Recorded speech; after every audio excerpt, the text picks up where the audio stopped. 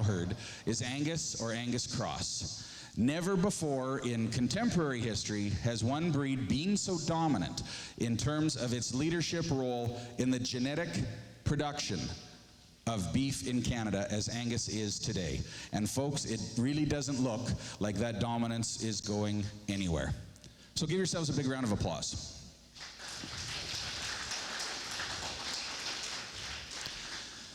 Just to talk about a few other details, here in the Cosmo Center, which is going to be our headquarters for today, we're starting here this morning. We're going to have lunch here, then we're going to tour around southern Saskatchewan before coming back here for dinner tonight. We're also going to be here tomorrow. Our sessions take place here tomorrow. Our annual general meeting takes place here tomorrow, as well as our banquet, including the Building the Legacy 3 Canadian Angus Foundation fundraiser, takes place here tomorrow evening. Over along the east wall, we want to draw your attention to some silent auction items that are a fundraiser for the Saskatchewan Angus Association.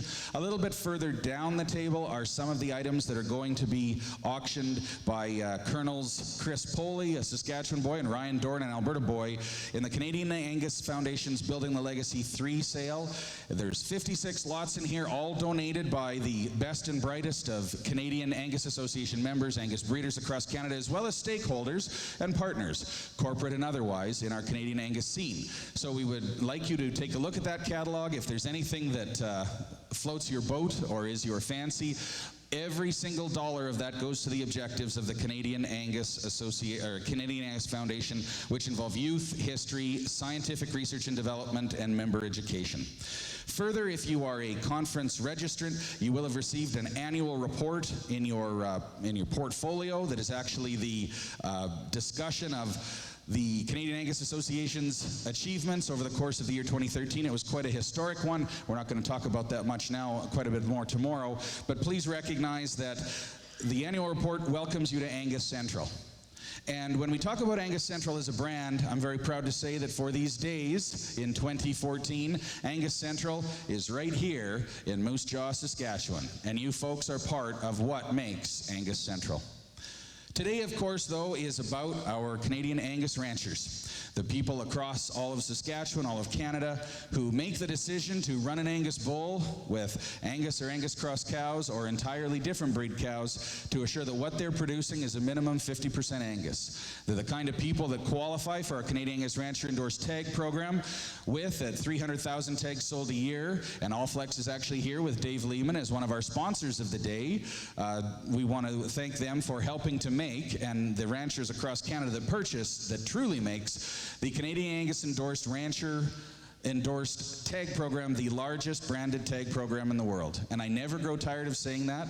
Our Green Tag program is the largest branded tag program on the face of the planet. And that's something that's really cool, and we have Canadian ranchers to thank for that. Dave Lehman actually and Allflex will be doing a draw this evening back here for a big screen, flat screen TV, a real fancy one. And our 5 ambassador finalists will be selling chances on that today. I think there's 100 tickets sold, and there's 250 tickets sold at $100 each, at $10 each.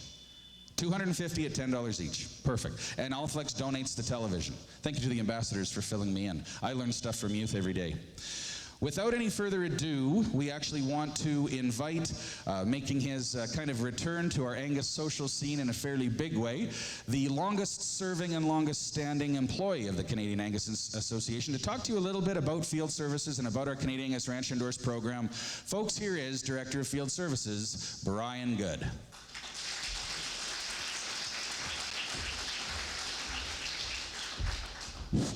Thanks, Rob, and thanks for all your well wishes last night from a lot of folks I haven't seen since last fall. But I don't have to tell you we're enjoying a record year in the commercial cattle business and the bull sale business, and I think today really culminates the outreach that we try to do in the commercial business. Our field guys across Canada try to cover a lot of feeder sales, which amounts to about 160. We don't get to them all, but we try to get to each location once. Bull sales, again, you know, you don't get them all once. There's quite a few out in Western Canada, especially, that are on the same day, but we try to alternate that each year. And you'll notice, like if I'm at one at your place this year, I might not be there next year only because of that, and same with Laird and so on. There's a lot of commercial events that we try to attend in every province. Ontario Cattle Feeders is a big one. Quebec has a major feedlot going on in August that we try to attend. BC Cattlemen's, Alberta Beef Producers, Canadian Cattlemen's Association, Saskatchewan Stock Growers. Manitoba has a big event in January that Cheryl generally goes out to. And of course the Maritimes have their big deal coming up right after this with their junior deal. Our reps are out there, like right from here, Laird Senft, who's one of our field guys, mainly covers Saskatchewan. We'll be heading right from here over to the Saskatchewan Stock Growers Convention, which is right in this town. And we try to be visible at them type of things. And right after he's done that, he'll be heading up to the big Tremunde field day up there, which is up by Kevin Blair's country. So we get to that. Jack Brown covers off BC, and he was, at the BC Cattlemen's. I believe he didn't make it this year. He fell ill just before that, but we do have a presence there. Blair McRae, of course, covers Manitoba. Matt Bates has been doing some work for us in Ontario and doing a good job down there. And of course, the late Ken Cox did a great job of covering northern Alberta and northern Saskatchewan. And I fill in around the edges, so. Last week, I just attended the Livestock Markets Association of Canada deal that takes place right across Canada. They move it around, and this year it happened to be in Moose Jaw, and where we're at today, of course, and they had the goings-on in Regina, and that's a tremendous thing for the Angus breed to do that. This year, a fellow by the name of Sean just ended up winning the champion buckle for best auctioneer in Canada, and I happen to get to be one of the judges there this year, but they do it like figure skating. There's 6 judges and they knock off the top and bottom score. I'm not sure I agree with that or not, but I'm not a figure skater fan. But anyway, Sean, if you know him, he's from VJV and he sells out of Dawson Creek, BC, and it was kind of interesting when I was visiting with Sean. And this fella come up, and he was a real good auctioneer from Dawson Creek also. He became the Rookie of the Year, and he was a man probably about 55 years old, and I asked him why he's a rookie, and we got talking, and turns out, for some of you that would know, his father-in-law was Ian McDonald. I'm sure John Wilmot, you would know that, and Bob Prestige and so on. So I thought that was kind of neat that he took up auctioneering, and he was really good too. And then also, for those of you that don't know, we give Auction Mart of the Year award each year. We always go back 1 year just to say that our field guys checked us out through the year, and this year we give it to Perlick Brothers Auction from Lethbridge, Alberta. So they were absolutely tickled, and they got a standing ovation, which I consider that we got part of that too. And it's become an award that's really, really tough to come by, and everybody strives to win it. So it was nice to see. That's about the 8th year we've gave that out. So quite an award. Also coming up here in about 2 weeks, we'll be awarding our Feedlot of the Year for Western Canada, and maybe Cheryl wants to mention that. I think she's coming up here right after me. And Eastern Canada will be giving that away this fall for the Feedlot of the Year. We split it, so we have one in the east, one in the west. And I think you can see from what I'm telling you that we do cover a lot of ground. And the guys that work for us just absolutely go out of their way to get to these functions. It's a lot of miles. It's a lot of work just to be visible for you as Angus breeders and for the Angus breed itself. So with that, I'll cut it off, and Cheryl, if you want to make your way up, she's going to talk to us a little bit about, where is Cheryl? Oh, there you are, sorry. A little bit about what's coming up here. I think kind of an interesting event at Olds right away with our Carcass 101 and CAB. So thank you and enjoy yourself today. We've got a great panel for you to listen to.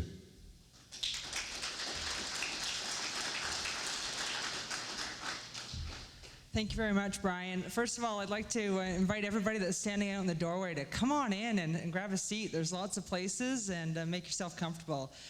I'm not going to talk too long up here. I just want to, a little bit of the history on the Rancher Endorse Day event. When we started this 3 years ago in Lethbridge, the idea was really to bring all sectors of the industry together and just open up the lines of communication a little bit, and let's see what we can learn from each other. And that's been identified as a real key opportunity for our industry at the national level through some talks that have been going on over the past year. And so we're really happy to see everybody here today and to actually see that happening when we've got commercial producers here and purebred and all levels of the industry represented. And to actually further that a little bit more this year, we are hosting our first ever Carcass 101 School in just 2 weeks' time in Olds, Alberta, and we are very proud to be presenting it along with Certified Angus Beef. Similar to some of the programs they run in the States, but ours will be the first of its kind in Canada. It's a 2-day course that we are hosting at Olds College because they have a fantastic meat facility on site at the school. And we will go through 2 days of presentations and learning opportunities, talking about how to maximize value from a carcass for all levels of the industry. It is geared at a cow-calf producer this year, and it is going to become an annual event. And we hope to see as many people out there as possible. We've just actually opened up a few extra spots, so if you are interested, please let me know. We are going to have speakers coming in from Certified Angus Beef to talk about some of the market opportunities that they see there in Canada for their product. We're also having some of their meat scientists talk about utilizing different cuts of the carcass. We've got some great speakers lined up from Canada Beef Incorporated, who will be joining us for the day. And we are also really pleased to have Ryan Casco join us from the Lethbridge area, who is one of the owners of the first Certified Angus Beef accredited feedlot in Canada. So we think we've got a really good 2-day program put together, and it's going to really build on what we started doing here at Rancher Endorse Day. And I welcome any questions, and if you are interested and haven't registered yet, let me know, and I'm pretty sure we can still squeeze you in. It's June 18th and 19th, sorry, I drew a complete blank there.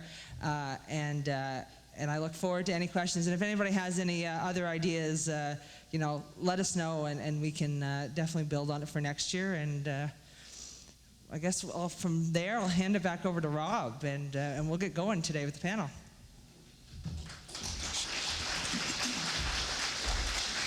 And part of the practical hands-on learning that's going to be taking place at Carcass 101, you're actually evaluating 4 live finished animals, and then they're going to be slaughtered. You're going to actually see the hanging carcasses. You're going to go a little bit through the cutting process. You're actually going to see the carcasses get split and actually talk about the retail cuts and the high-value cuts and the benefit that Angus provides in terms of that aspect of things. So we're very excited about Carcass 101. Larry Cora with Certified Angus Beef LLP was to be here today, but he indicated that he was needed in St. Joseph, Missouri, the headquarters of the American Angus Association. So Larry's thoughts are with us today, and we're hopefully going to be seeing him next week as he comes a week ahead of time for Carcass 101. So this morning we actually have our panel followed by a keynote speaker that I'm very, very excited about, that Cheryl and another member of our staff, Kajal Devani, our breed development director, and I had the opportunity to hear via Skype actually in July of 2011, and have heard him 2 or 3 times ever since, and I honestly think that he has one of the most positive and inspiring messages for us. So once our panel is completed, we'll be moving into our keynote speaker, which is Tom Brink, and we're very excited to be able to bring you, I think, a pretty tremendous morning in terms of the 6 individuals that are going to be speaking to you, their background and experience in our sector, and their ability to talk about where we're going. So I will introduce the panel now, and we'll ask them to come forward, and they can come up on the stage. And I'll introduce them to you in the order in which they're going to be speaking. And so that includes Joe Jackson, Dr. Henry McCarthy, Murray Linthicum, Stuart Stone, and Jean Dupuis. And how things are going to work, each of these individuals is going to present, some thoughts, some philosophies, some projections, and then they'll take their seat back on the panel. Once all 5 have gone, we'll be opening the floor to questions. So if you notice, there's 2 microphones in the middle of the room. If you do have a question, be thinking about that. Perhaps write it down and be prepared to ask it. For those of you who actually are on Twitter, we want to point out to you that we do have on each of the tables what our hashtag is for convention.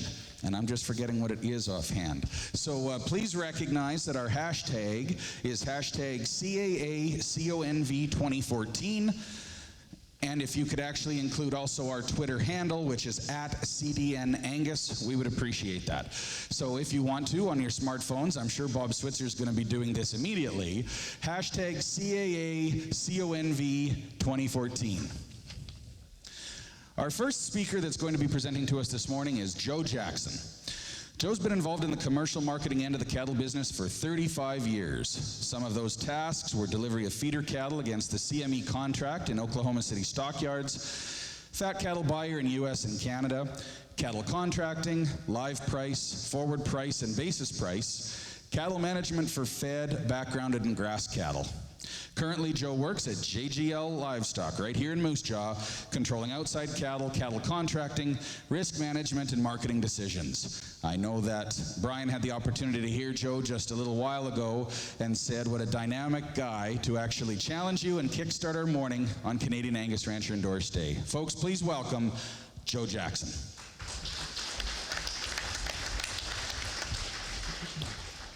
Thank you. You can hear me okay? Did you want to come and use the podium? Oh, we're going to do it that way? Sure. Oh, okay. Jeez. Sorry. Okay, that's better. Welcome to Saskatchewan, not Alberta. Moose Jaw, Alberta. You said Alberta, man. So is this on? We're good? Okay, great. I'm going to talk to you about current prices and hey, are they sustainable? How did we get here, and where are we going? So first, let's just start from day one.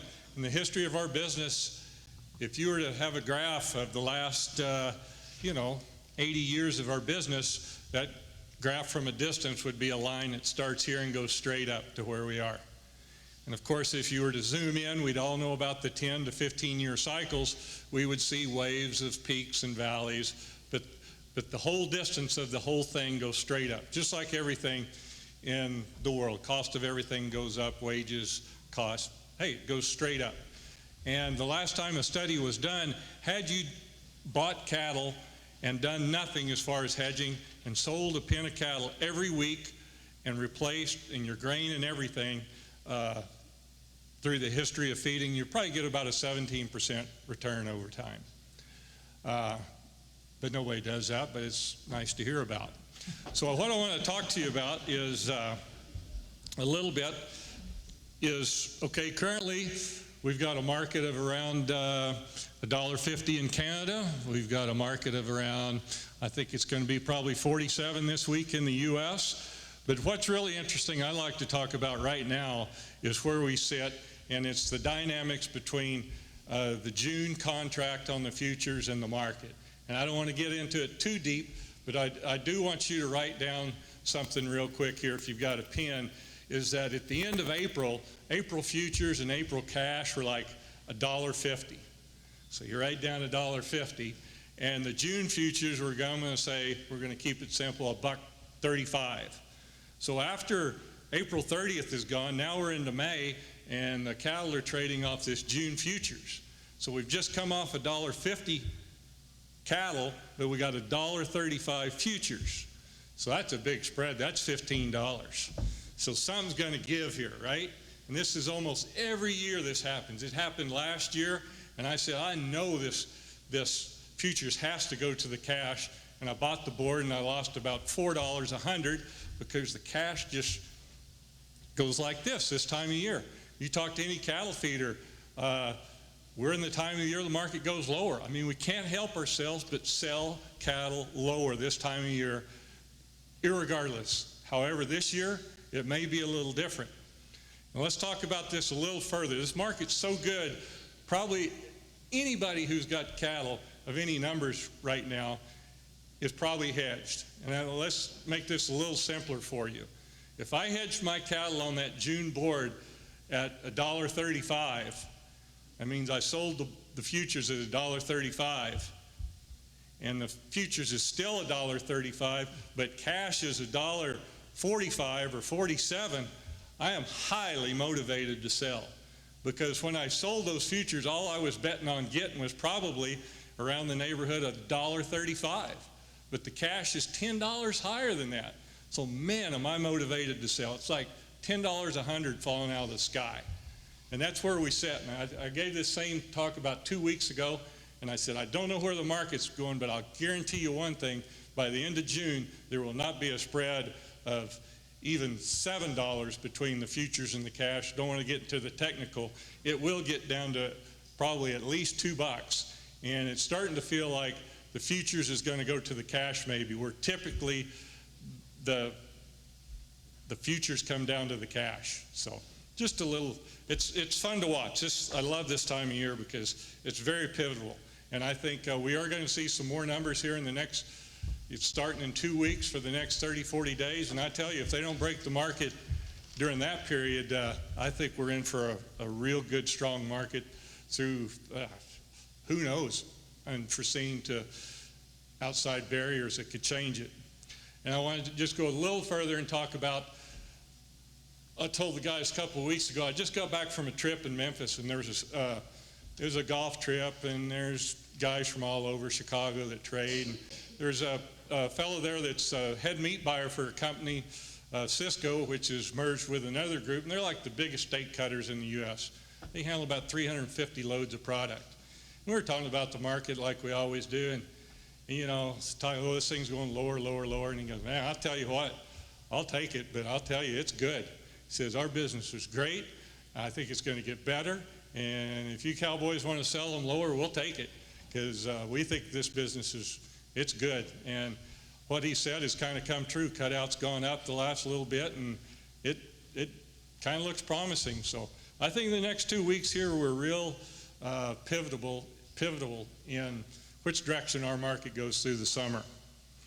Okay, the next thing I want to talk about is a little bit about cows.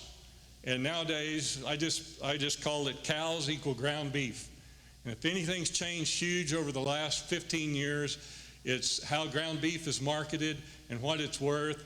And I don't have to tell you about how many restaurants or chains are now gourmet burgers, let's call them, you know, $10, $15 hamburgers, and they sell.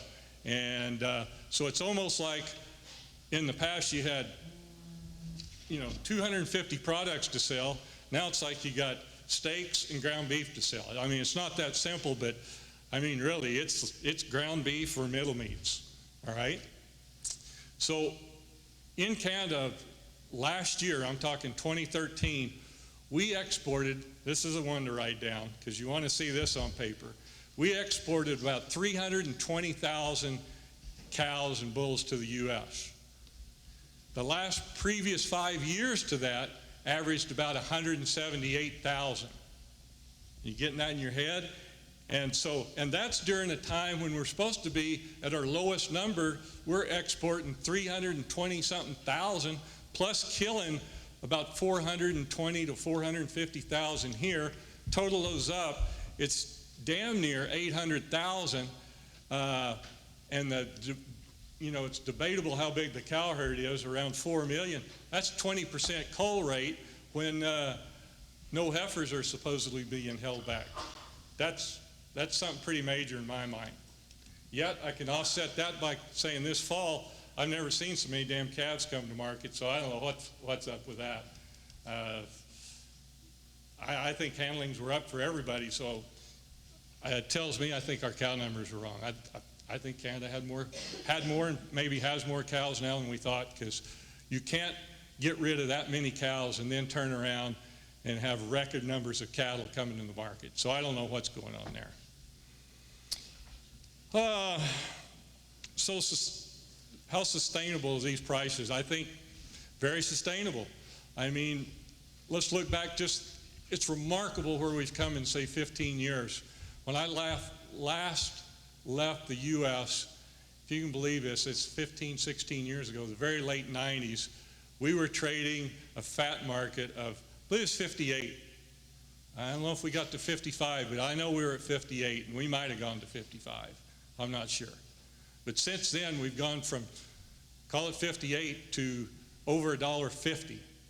That's just crazy. That's more than double. It's triple in 15 years. And 15 years in the modern age doesn't seem like that much, but we've moved a long way. And all through that time, I can remember, and I was a victim of it, we all get the power of print and the power of somebody who's an analyst tells us that consumer's not going to eat it, consumer won't pay, you can't sell beef at 85 cents, you can't sell cattle at $1, you can't sell cattle at $1.30, you can't sell cattle at $1.50. Consumer won't pay. Well, bullshit. They'll pay. Okay? And then they'll tell you currently right now how demand is down. Well, demand has to be down because you got less cattle, so you got to wean people off. Some people aren't going to get it, and how do you do it? You do it through higher prices. That's just the way it works. I mean, you're not going to have record numbers and record, no demand and high prices, but when you've got low volume of cattle, and you know what our population's done in demand, you're going to have high prices, and that's where we are, and I think we're going to stay there for a long time. I was talking with a guy in Nebraska about a year ago, and we were having this debate because he was all over this, that the consumer's not going to pay for it. The consumer's not going to pay for it. And I argued that they would. And he says, well, Joe, you sound like we're just going to feed the rich. And I said, you know what? I think maybe you're right. I think maybe we are going to just feed the rich. Now, I don't want to sound, I don't want that to come out in a bad way, but let's be realistic here, folks. And we want the rest of the world to feed the people that, we want everybody to eat beef because it all trickles upstream, but we want to sell to the people who will pay the most because we have the best product. It's that simple, right? I mean, it is that simple. So yeah, I think that's where we are headed. I don't think our mandate is to be the cheapest low-cost producer of beef to people in the world. I think there's other countries and other producers in other countries that can do that better than we can. But what they can't do better than we can, and you guys, is supply top quality beef. And I think through that, I think we are we're gonna have high prices going into the future. And beef is, I call it the celebratory food. When something good happens in your life, you go out to eat, you take the family out for a steak or whatever, I made the comment that I like going to the Keg because I think for the value, it's a good place. And I looked in the lobby and it's just jammed with people waiting over an hour for a table. And I look around, and here again, I don't want to stereotype, but I'm looking at guys with his 5 and 6 kids, and I'm thinking, wow, they don't look like they're wealthy by any means, but something good has happened in their life. Everybody in this lobby waiting, something's probably good's happening in their life, and they're going out and eat beef. And for you guys with your product you sell, you're even at the top of that chain. I mean, you sell what I call a celebratory product.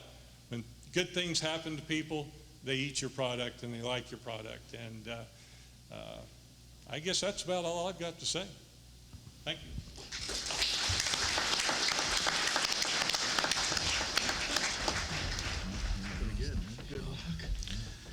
Thank you very much, Joe.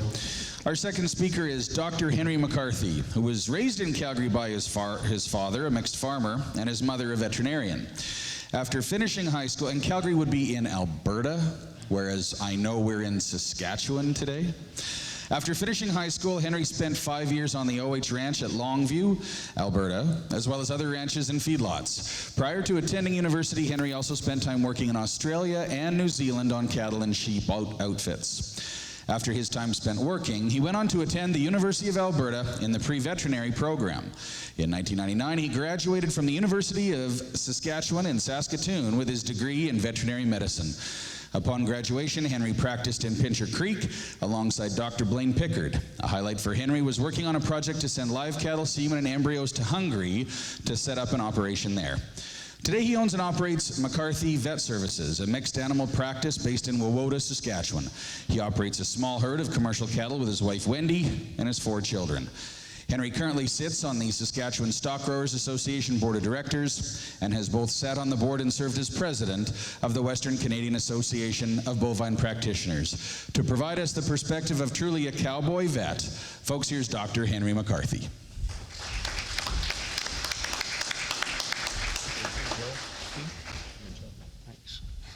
Well, thanks very much, Rob. When Rob phoned me and asked me to talk about this, where are we and how did we get here and where are we going, that's what I'm kind of wondering, standing here behind the podium. I met Rob in U of A when I was in pre-vet, and we've kind of kept in touch over the years a little bit. And last year we were in the alleyway in Agribition socializing, and I volunteered my services, I guess. And I'm excited about it, not regretting it at all. But I guess my perspective for where we are and how we're going, I look at things as the further back you can see, the further ahead you're going to be able to see.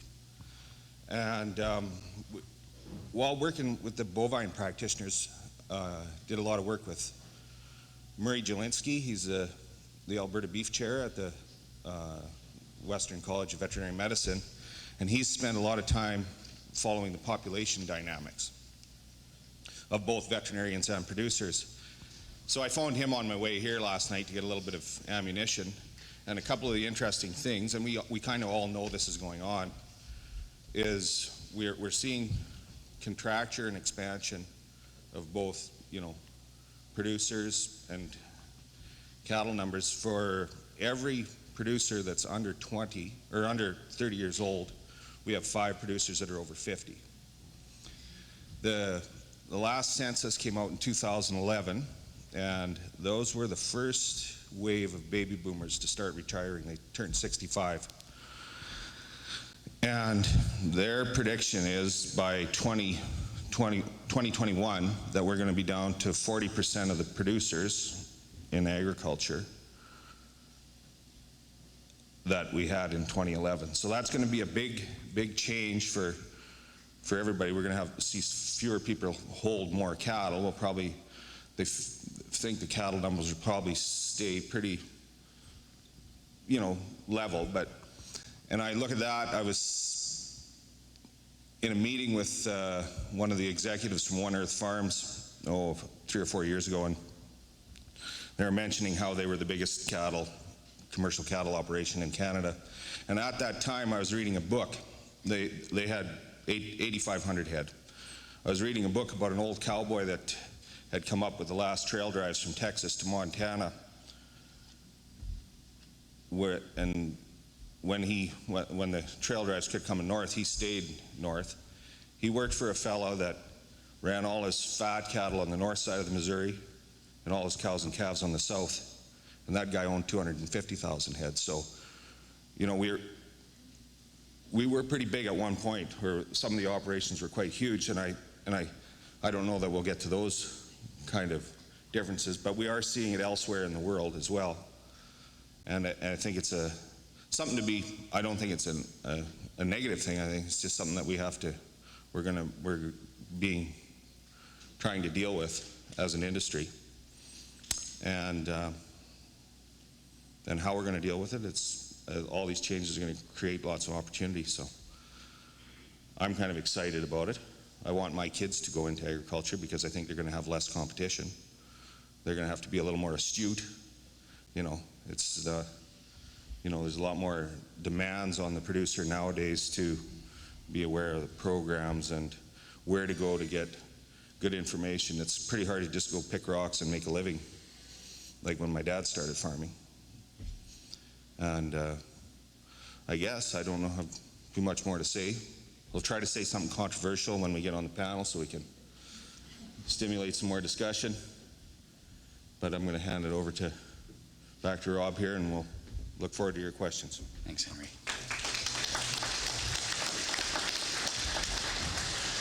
Our next panelist is kind of making a return to our national convention. 2 years ago, he represented the Redcoat Feeders as they were awarded our Western Canadian Feedlot of the Year at Convention Lethbridge, and he is our middle panelist this year on our Canadian Angus Rancher and Dorsch Day panel. Murray Linthicum is a third-generation rancher who has been part of the industry his whole life. He ranches 12 miles north of the Canada-U.S. border outside of Glentworth, Saskatchewan, with his wife Jan and son Clayton. His father Frank still plays a role in this multi-generational ranch. Murray and his family run an Angus and Angus Hereford cross-based herd made up of 500 cow-calf pairs and 300 to 400 yearlings on 13,000 acres of land that borders Grassland National Park. As well, they put up their own feed and feed out market calves at Redcoat Feeders. Murray plays an active role with Redcoat Cattle Feeders. He has been involved with the operation from the start and serves as the president and as a director. When he wasn't busy ranching, Murray participated in rodeo for a number of years. He competed in team roping and was competitive at the Canadian Finals Rodeo in Edmonton through the 2000s. He was named the Canadian Team Roping Champion in 2001, 4, and 8, and was an Olympic gold medalist in team roping as a demonstration sport at the 2002 Winter Olympics in Salt Lake City, Utah. Folks, here is Murray Linthicum.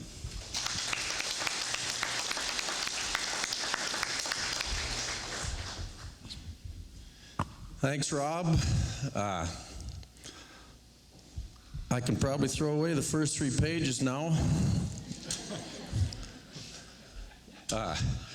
Bob Switzer got a hold of me about, a couple months ago and wanted me to speak, and I was pretty busy. I'm like, yeah, sure, whatever, sounds good. Yeah, sign me up. 2 months went by, and last night on the way in, I thought, well, I better get busy writing up this speech if I'm going to make 10 or 15 minutes out of this. And now Rob just took the 3 pages out of it. So anyway, like I say, thanks. Yeah, I live a couple hours southwest of here on the family ranch. It was, my grandpa moved there back in 1944. They started running cattle closer to that Rockland Killdeer country. But his big dream was to always go someplace where there's more water. So we ended up moving west, and we live on the south side divide. The water, of course, there runs down to the Missouri. And there is lots of water in that area. And I joked with one guy once when he talked about moving west, he went for the water. Now, 10 or 15 years ago, I thought he should have kept maybe going a little further west, Turner Valley or something, where there was oil and water. But as I get a little older and travel around a little bit and see the country, I'm very fortunate to live where I do live. Acres and acres of grass and nice country and no cell service, so everything, it's got its moments. So anyway, I'll continue on here. Our herd consists of about 500 mother cows. It seems like we always winter more cows than we end up weaning off cows, but I think that's pretty normal. My mom and dad were basically a straight Hereford herd forever. Back in the late 60s, early 70s, they used to run black bulls on the heifers, and then kept the black baldy heifers. And when the exotic thing came in the early 70s, they were heavy into the Charolais on those crossbred cows and got some real nice feeder calves. Did well. Always sold the calves. Calves obviously fed out good. At that time, the calving wasn't quite as easy as it is now, probably on some of the exotics. So after 4 or 5 years, they moved away from that and then got back into more of a straight Hereford herd again. And then we ran mostly straight Herefords until about the mid-90s. I was rodeoing, and at that time I was going to be a team roping producer, put on a big team roping jackpot in Swift Current, so I was around the country looking for a sponsor for a saddle. And I didn't have to look very far. Bob Switzer said, "Oh, I'd be just happy to put up a saddle." Oh, perfect, so we'll sign him up for a saddle. And then he didn't really say anything at the time, but he gave you that feeling like, okay, now I'll see you next spring at the bull sale. And of course, I had to repay that deal and bought a black bull. So now I don't really know who's up on who. I've bought a lot of black bulls there over the years, and I think he still only ever donated that one saddle. But anyway, I don't know if we've improved the herd or not, but I've got probably 80-85% Angus and Angus cross cows there now. We still have our a smaller Hereford herd. I try to raise a few bulls and for our own use, sell a few not registered, but we run about 200 black cows and 250 crossbred cows. And our breeding program is we breed all our first and second calvers black, and then as they go on, the crossbred cows all get bred back to the black bulls, and the straight black cows end up with the Hereford bull. We got a lot of baldy calves.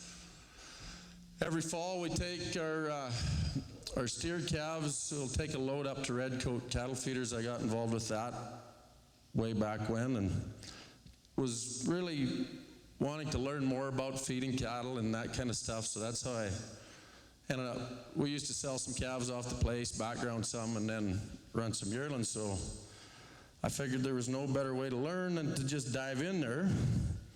Started feeding some cattle, and actually I'd got to meet Joe through that years ago.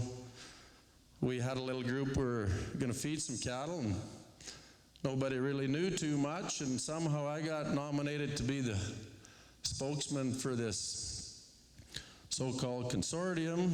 And I remember the exact words from one of Joe's partners. Says, "Murray, you might as well get in there. Worst thing could happen is you might learn something."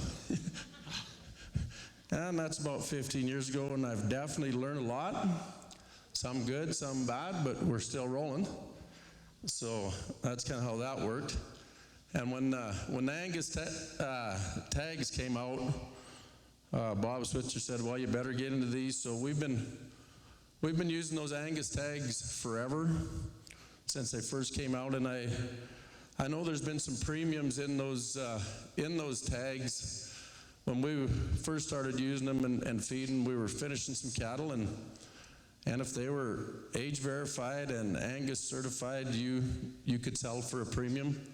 And now I think I see it more now when they have these rancher endorsed sales, and you go, like I know Mancota there in the fall, that's my local market, but you see those strings of black calves coming through and the buyer's row is full, and there's definitely a premium there. So I don't sell my calves there. I price my calves there, and then of course we throw them in the feedlot and try and make that work. Some years it works a little better than others, and some years it doesn't. But over the long haul, I keep doing it, and it's been good. For my operation, I think I see more of the premiums with these cattle on the female side. I don't sell any heifers as calves. Background them all. I sell a few top-end open replacements in the spring. Breed the better end, the rest of the better end through the summer, and then I'll grass them tail enders and throw them in the feedlot. But there's a lot of demand for those good heifers, and if you get cows with some longevity, which is what we shoot for at our place, I don't ever call because one gets too old. I call for feet and leg and udders. And, the longer we can keep one in the herd, obviously, the better it is for us. It costs lots to make one. So that's where I see advantage. We don't feed a lot. We put up all our own feed. We probably feed for about 90 days on the cow end of things.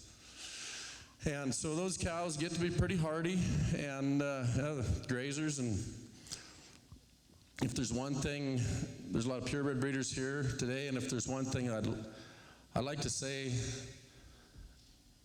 it's real important to keep the longevity, and the Angus breed has become very popular. But I really like to say that guys need to really keep an eye on feet and legs, in my opinion. They got to be able to walk in that big country, and in order to run these things cheap enough, we got to keep an eye on that. And there's not everything else about them I really like, and mostly they're pretty good too. But if there's one thing I'm going to throw out there, that doesn't hurt to call the odd one and check on them feet and legs, because they can do a lot of miracles in the feedlot. But a cow's got to work for you, and she's got to be able to get around to do that. So, other than that, that's, yeah. And I'll have a look at this that I worried about for a couple days, but I think that's about it. We're going to brand some calves Wednesday morning, and I'd be more than welcome. Anybody come down in the area, check out that. I'm proud of my cows and proud of the place. If anybody ever wants to come by, stop in, have a tour, I'm glad to see you. With that, next up.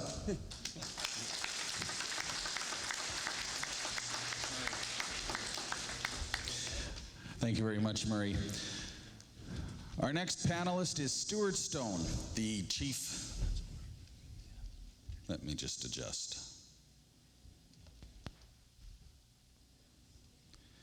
Chief Operating Officer for Heartland Livestock Services and Nielsen Brothers Livestock Markets, which are major marketers of livestock in Western Canada. Included in his operating responsibilities are multiple livestock business centers, Wild West Steelhead aquaculture operation, and related marketing, finance, and other support programs. Prior to his current position, Mr. Stone was Chief Financial Officer and Director of Marketing for the Heartland Group and Controller for Saskatchewan Wheat Pool's Livestock Division. He joined Saskatchewan Wheat Pool in 1989 and has worked in the Saskatchewan livestock industry since 1983. He is currently on the boards of Canadian Western Agribition and Executive, Livestock Markets Association of Canada, Livestock Marketers of Saskatchewan, and Livestock Services of Saskatchewan Corporation. He is a former chair of the Farm Animal Council of Saskatchewan, executive member of the Canadian Beef Export Federation, board member of Poundmaker Ag Ventures, chair of Saskatoon Livestock Sales Limited, and a director of Del Air Systems Limited. Mr. Stone is a certified management accountant and a professional agrologist. He has a Bachelor of Science in Agriculture degree from the University of British Columbia and is a 1996 graduate of the Executive Management Program at Queen's University. To provide our next perspective on Canadian Angus Rancher Endorsed Day, panelist Stuart Stone.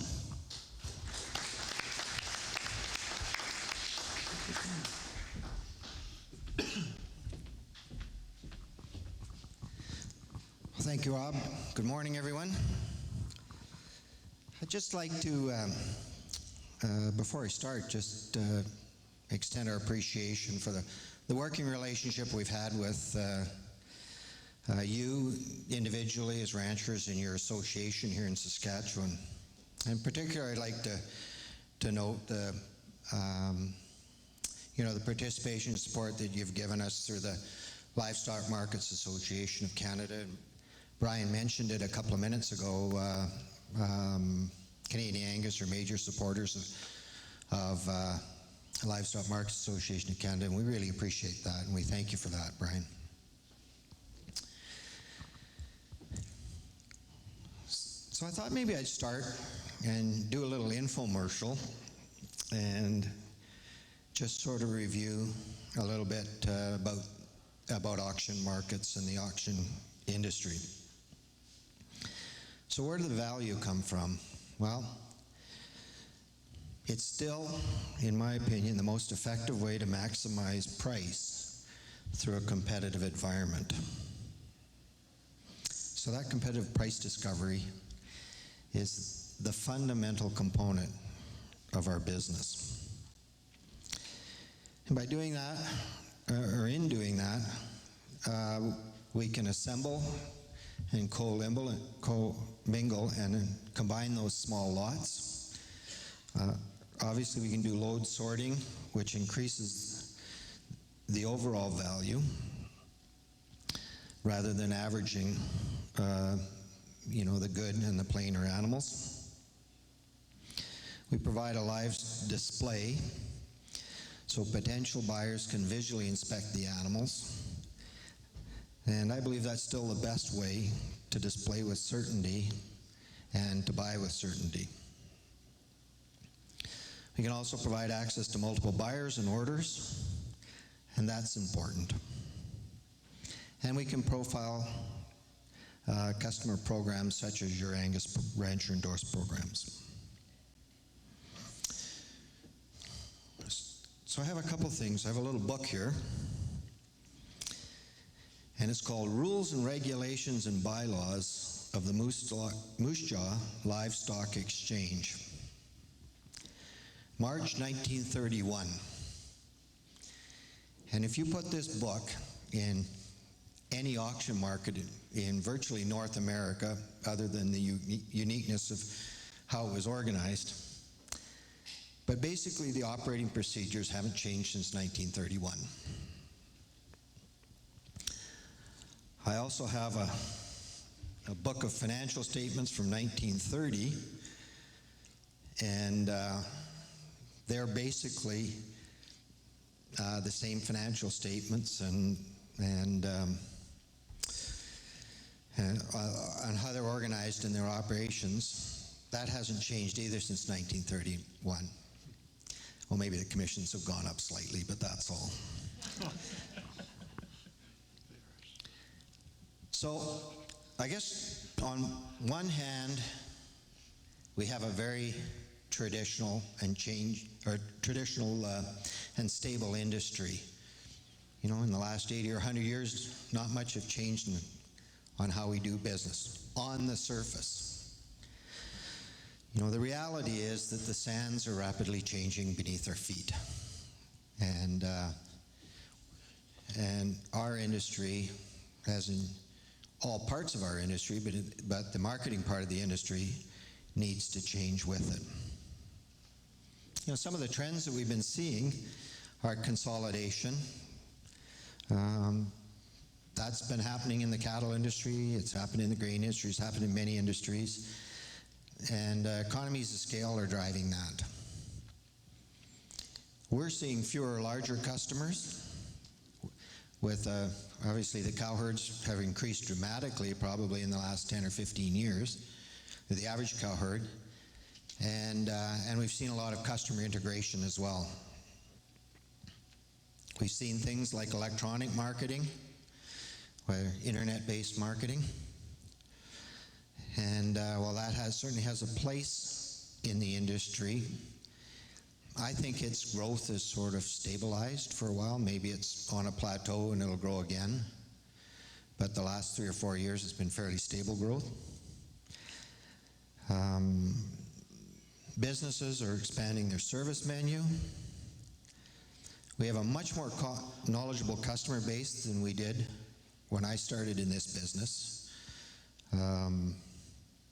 Many of our customers are way ahead of us when they want to market their animals.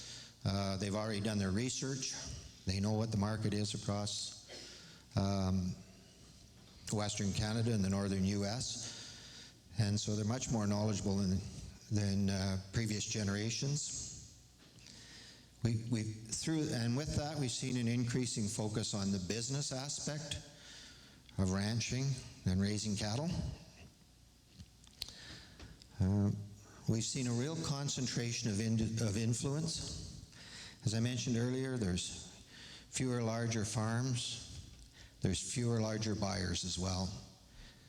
This industry isn't as big as it used to be. It still has a lot of cattle, but it has a lot fewer players in it. Another trend would be the expanding geographic markets. It's not local markets anymore. It's a Western Canadian and U.S. market. Joe touched a bit on that in his comments. But people that are feeding are less concerned about feeding locally, whether they feed in Grand Prairie or whether they feed in Winnipeg. It's all cost-based. And they have access to that information.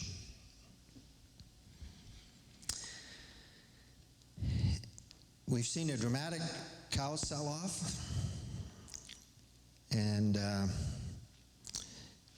we've seen some erosion of our infrastructure. And then finally, we've seen increasing costs. So those are some of the trends, but I don't think they may sound negative, but they shouldn't be. I think, that's just reality, and it's how we manage that reality and how we manage that change that's important for all of us. Brian asked me to speak a bit on the challenges in the auction business.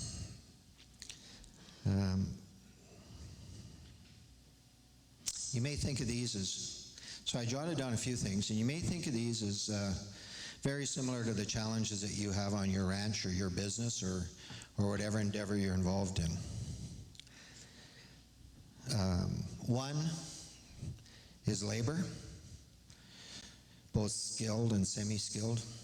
It's a huge problem right now. There's a lack of availability, a lack of experience.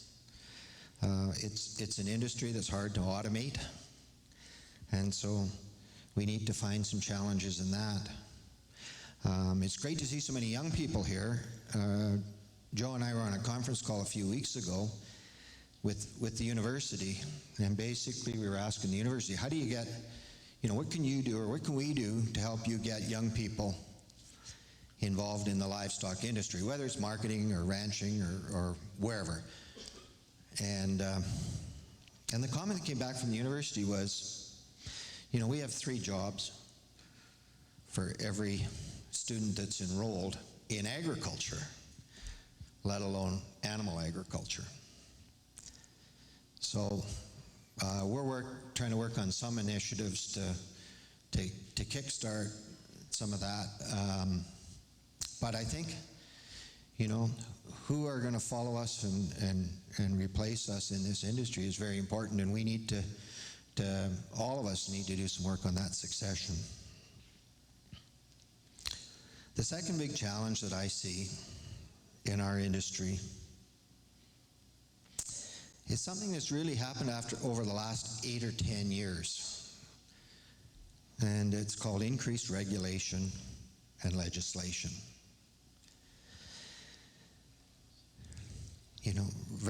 Agriculture, and maybe not at the ranch level yet, but I'll tell you it's coming in the next few years. But agriculture is being drawn into the same rules as manufacturing and everything else. Environment, manure is not fertilizer, it's toxic waste now. We have to develop environmental plans. They have to be registered, it's all regulated. Labor standards, the same labor standards that are applied to other sectors of our economy are coming to agriculture. Occupational health and safety is a big push, and it's a good thing, but I'll make the comment that the occupational health and safety rules and regulations aren't tailored to the livestock industry or agriculture particularly, and so it's hard to fit a manufacturing environment into what you're doing in the farm or what we're doing in an auction market. So I think as an industry we really need to be cognizant of that and be putting input into that, or that will get away on us. I'll give you an example.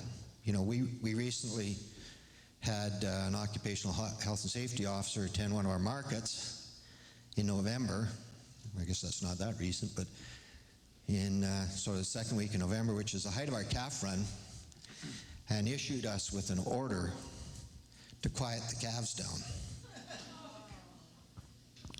or shut down.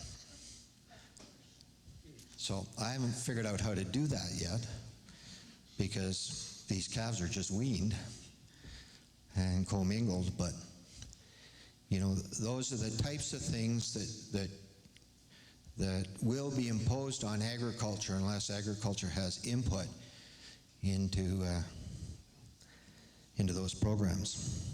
We all know about animal handling and care, animal transportation legislation, whether it's stocking levels, compromised animals, all those types of things.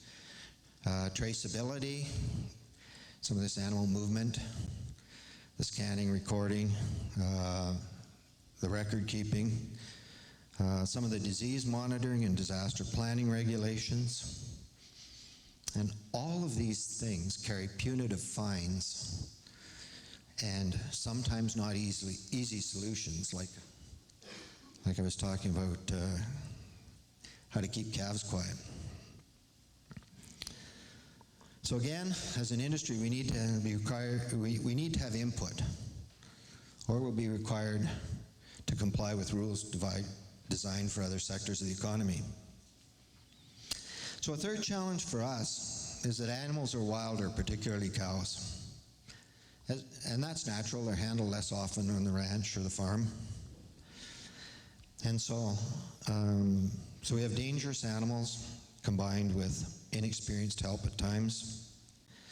And so if I'd ask you to do one thing, is if you're shipping animals, and if you have a wild one and you know it's a wild one,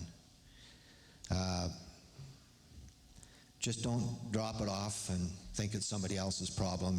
Notify whoever you're marketing through that you've got a wild one, because it could save a life. Also, from the regulation point of view, or challenges, we've got growing public awareness of the industry and practices. We've got animal rights groups. How we see our industry and how the outside world sees our industry are two different things.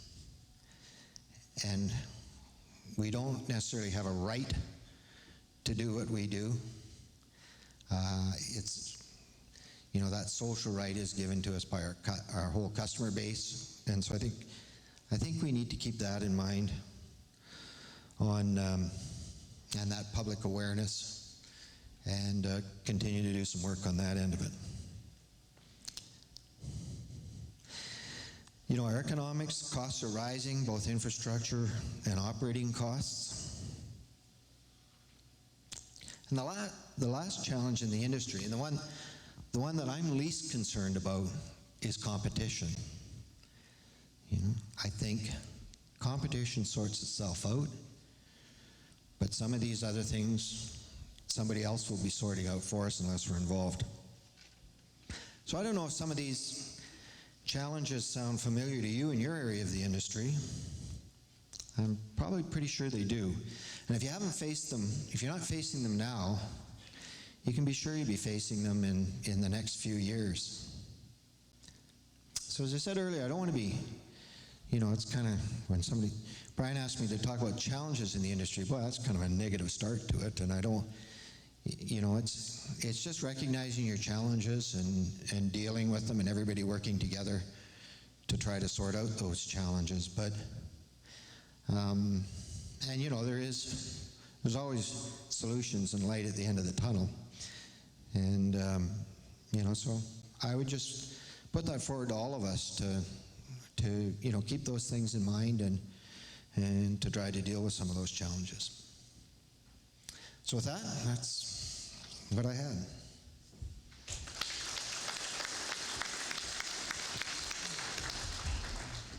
Thank you very much, Stuart. Our final panelist, and covering off the retail component of our beef value chain, is Gene Dupuis.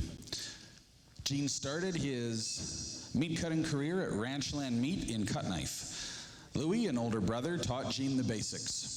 About 4 years later, Gene followed Louis to Edmonton to work in the meat industry. His first job was at F.G. Bradley's, a processing plant for the food service industry. It was hard, repetitive work, but the reward was gaining well-honed skills that he could execute quickly and efficiently. After a year, he moved to Saskatoon and began working in the retail sector for West Fair Foods and Safeway. Gene's ultimate goal, however, was to own a business with his brother Louis. To do that, the one prerequisite that he felt he needed was sales experience. So when the opportunity for a position in sales presented itself in Regina, Gene grabbed it. He worked for Gainers for almost 2 years. Gene and Louis acquired Prairie Meats in September 1983, beginning their operation with only 3 other employees. Within a few months, armed with only a company van and his limited knowledge of sales, Gene began making cold calls to restaurants and small retail locations in Saskatoon, North Battleford, Prince Albert, and their surrounding rural areas. The Prairie Meats Food Service Division was born. In time, the product list grew along with the client list. Average growth in the company was over 10% per year from 1983 to 2006. Today, 70% of total sales are attributed to food service. Following Louis' death in 2006, Gene was required to change his primary focus from sales and product development. He reorganized the management team, built their new distribution plant, increased mechanization, and improved information systems and logistics. In 2010, finding a little bit of time on his hands, he purchased majority share in Hub Meats here in Moose Jaw. And in 2012, purchased Frank's Meats in Regina. Then, to properly promote Angus beef in a very competitive market, Prairie Meats registered the Prairie Angus beef brand. He currently markets it to the food service industry and in the 3 retail stores. Gene is married to Adele, and they have 1 son, Justin. Aside from work, he's been involved with organizations such as the Kiwanis, Prairieland Park, St. Paul's Hospital Foundation, St. Anne's Parish, and several other professional affiliates. And we're very proud to have, as our final panelist speaker today on Canadian Angus Rancher Endorse Day, Gene Dupuis.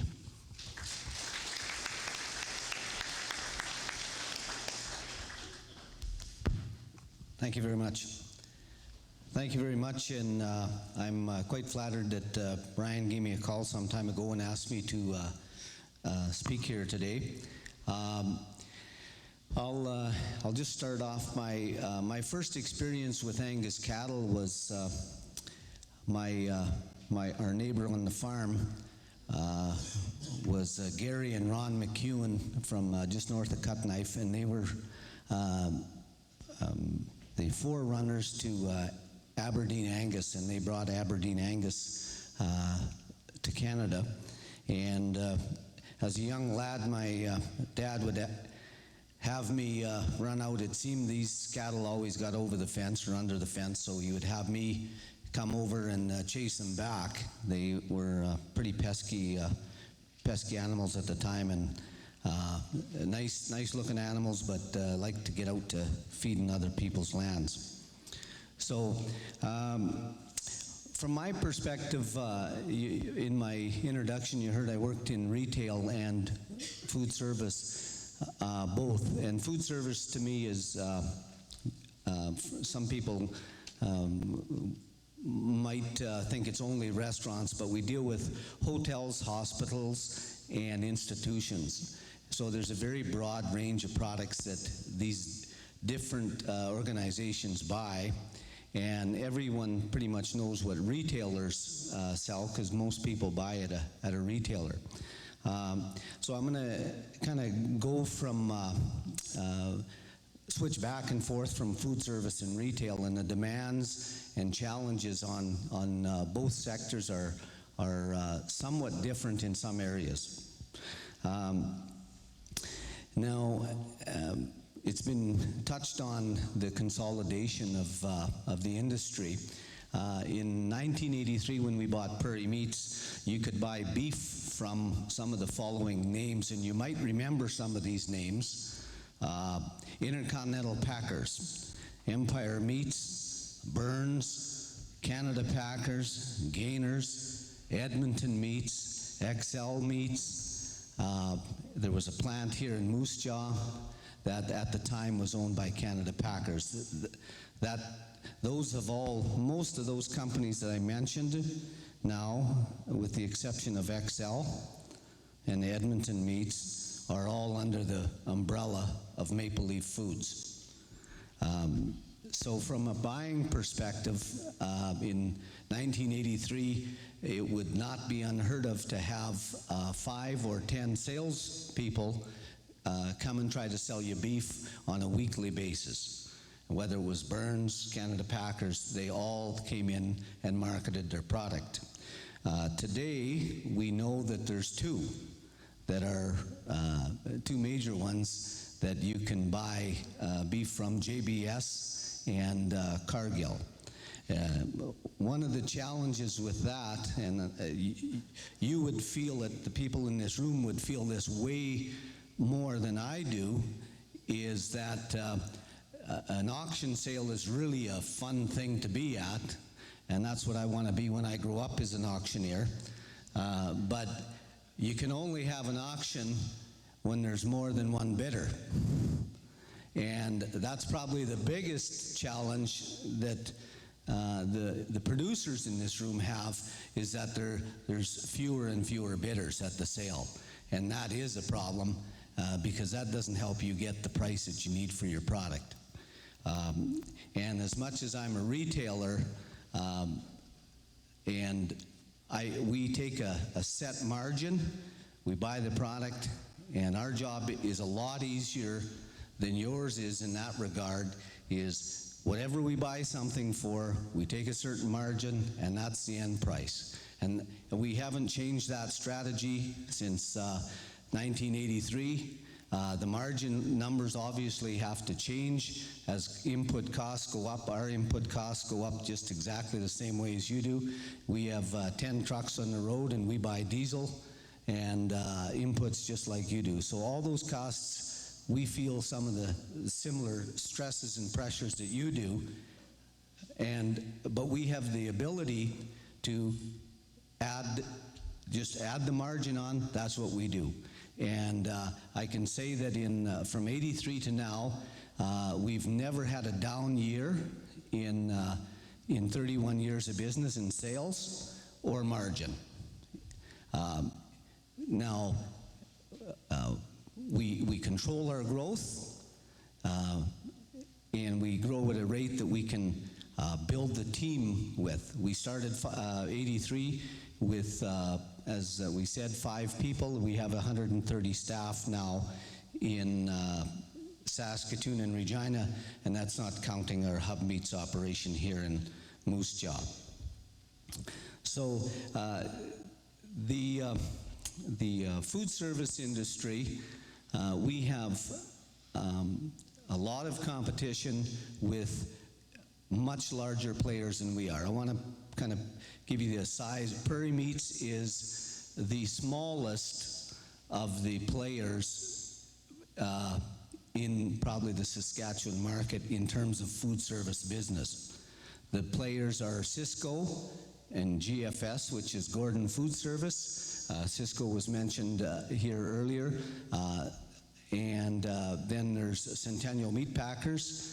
And then we would fall into a regional player. We're not federally inspected, we're only provincially inspected, so we only sell within the province of Saskatchewan. And everyone, the other names that I mentioned are all federal, and they sell across the country. So we compete with them on a number of products, but we're only a protein supplier, and those competitors are full line suppliers, meaning they sell groceries and everything. They frequently use protein or beef as their loss leader. That similarly happens, and I'll try to transfer over to retail.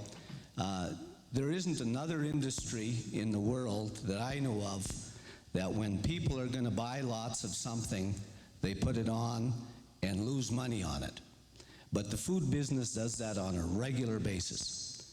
And the food business being Walmart, Costco, Sobeys, Safeway, and Loblaws. I've worked for both Loblaws and Safeway. I was a meat manager for Loblaws in 1980, and they would routinely sell product at a loss, protein, okay, and now I'll use some other proteins other than beef, but turkeys at Christmas, the Federated Co-op in Saskatchewan will lose about $2 million. They'll subsidize turkeys for $2 million to lose money on it. And then they'll do the same thing with beef on the May long weekend or the July long weekend. They'll put a sale on. That doesn't help you as producers because that drives your sell price down. They want to obviously buy for cheaper and sell for more. But in the prime selling times, the retailers are lowering the price. I don't think that's a good thing. If you look at, there's another industry here that every one of us used to get here, and that's the petroleum industry. They've got it right. When people are going to fill up their tank with gas, they raise the price. And the food industry, for some reason, has this idea that you need to give it away. We have the cheapest food on the planet in this country, in this continent, versus our paycheck. And recently, just yesterday, in fact, I was talking to Brent Louts from CKOM, and he was commenting on the high price of beef. And I said that you should not look at it that way. This is a sustainable thing, and the producers are finally getting paid a fair return on their product. In that, in other countries, they pay way more. People pay way more for food out of their paycheck than they do in this country. So that's just touching on kind of my thinking on that. And I'm probably a bit of a radical in the retail business because most people like to think like the chain stores and give the protein away at the time when people are actually going to eat it. Now, when BSE hit, I'll just touch on how it affected our business. Obviously, there was a glut of certain products in Canada, and everyone in this room took a pretty big haircut and lost a lot of money. And I think there's one benefit that I've seen come from that, though. And one of the other gentlemen mentioned about the middle meat and the prime cut selling. And is this an industry? Is beef a food for the rich? And respectfully, I would disagree because I've seen the growth of commodities. The BSE actually, because we could not export brisket, chuck flat pieces, short ribs, lifter meat, a lot of the lesser cuts that would normally go to Mexico and to the south could not be exported. So people learned how to cook that product, and butchers learned how to cut it and work with it, and so did retailers. A flat iron steak, which is traditionally known as a pretty tough piece of meat, we learned how to process that product in a way that made a very good product. Now people are consuming, and you look on menus today, short ribs are now $10 a kg. If you're ordering short ribs from Cargill today, you'd be about $8, between $7 and $8 a kg for a 4-bone chuck short rib. Pre-BSE, that would be $2, $2.50. So this is a positive thing in that it's given these thin cuts, there's more money paid for them, so the packers can pay more for the whole carcass when they're getting more for what we call the thin meats and the variety meats. The other big issue is immigration in Canada. the Western Canadian, if I can say our typical Canadian, eats strip loin, T-bone, ribeye, prime rib, and if I can, we're lazy cooks. We want a charcoal and serve just a thick old steak, where a lot of the immigrants are used to cooking the lesser cuts, so they'll pay a lot more for that cut, and that's helped, I think, the overall pricing. Now, I think it was around early 2000s, back to the food service side of our business. We're competing against the Cisco's and these other firms, and we were looking, many of them have a branded program, be it Sterling Silver, which is a Centennial brand, or a CAB, and the packers would not sell to us and allow us to sell that product because those brands were already taken. So that's where we came up with the idea of registering a trademark and paralleling the protocols of the CAB and developing a brand that we could sell within the perimeters of Saskatchewan. It's worked quite well. I think one of the ongoing concerns right now would be the availability and the amount of inventory that there is and the amount of stock.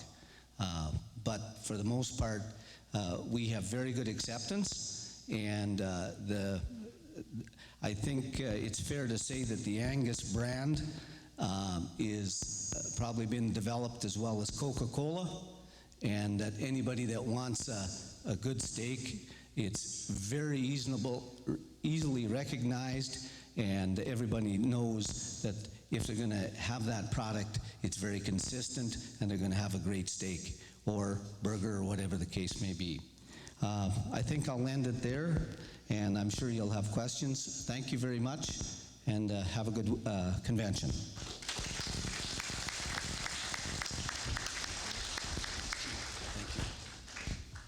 Thank you very much, Gene. Okay, so this moves us then into our Q&A component. We have the microphones turned on, and while you're thinking of what question you want to ask and who you want to pose it to, I guess one question that we would just ask the panel, and there are 3 microphones there, so if you have a response, please go ahead and provide one. Can you paint a picture of an ideal feeder animal in terms of weight, breed composition, etc.? The ideal feeder animal.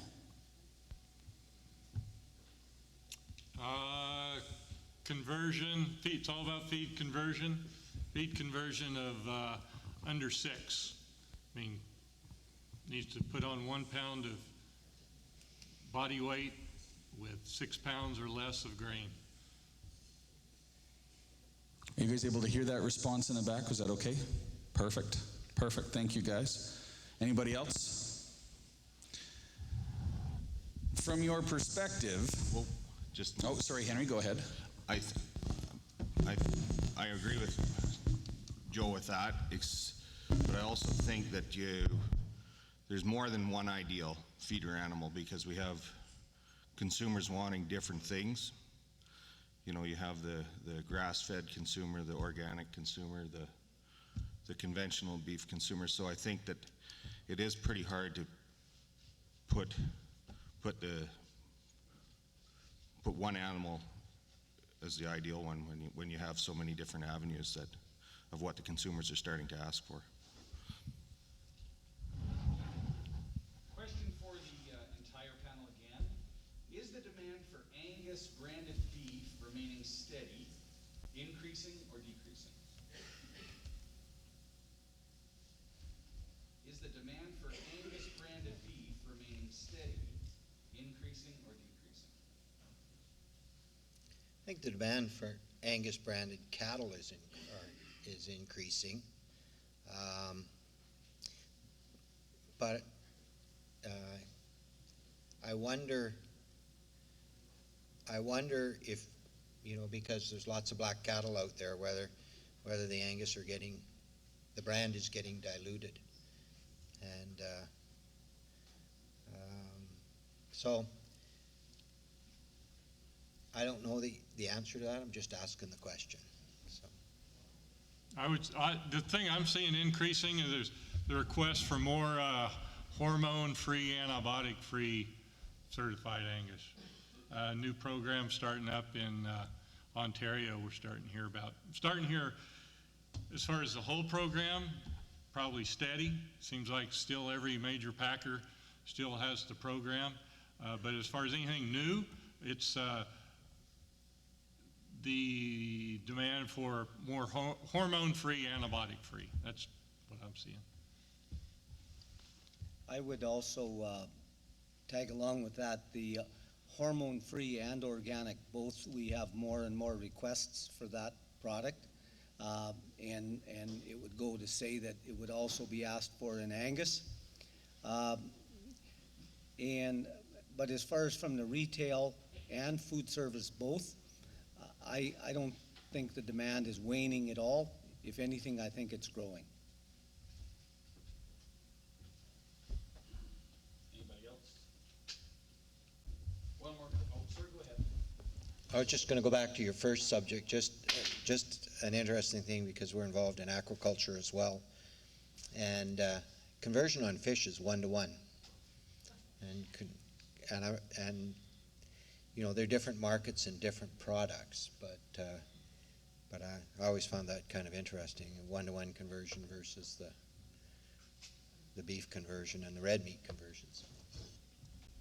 I know what the difference is.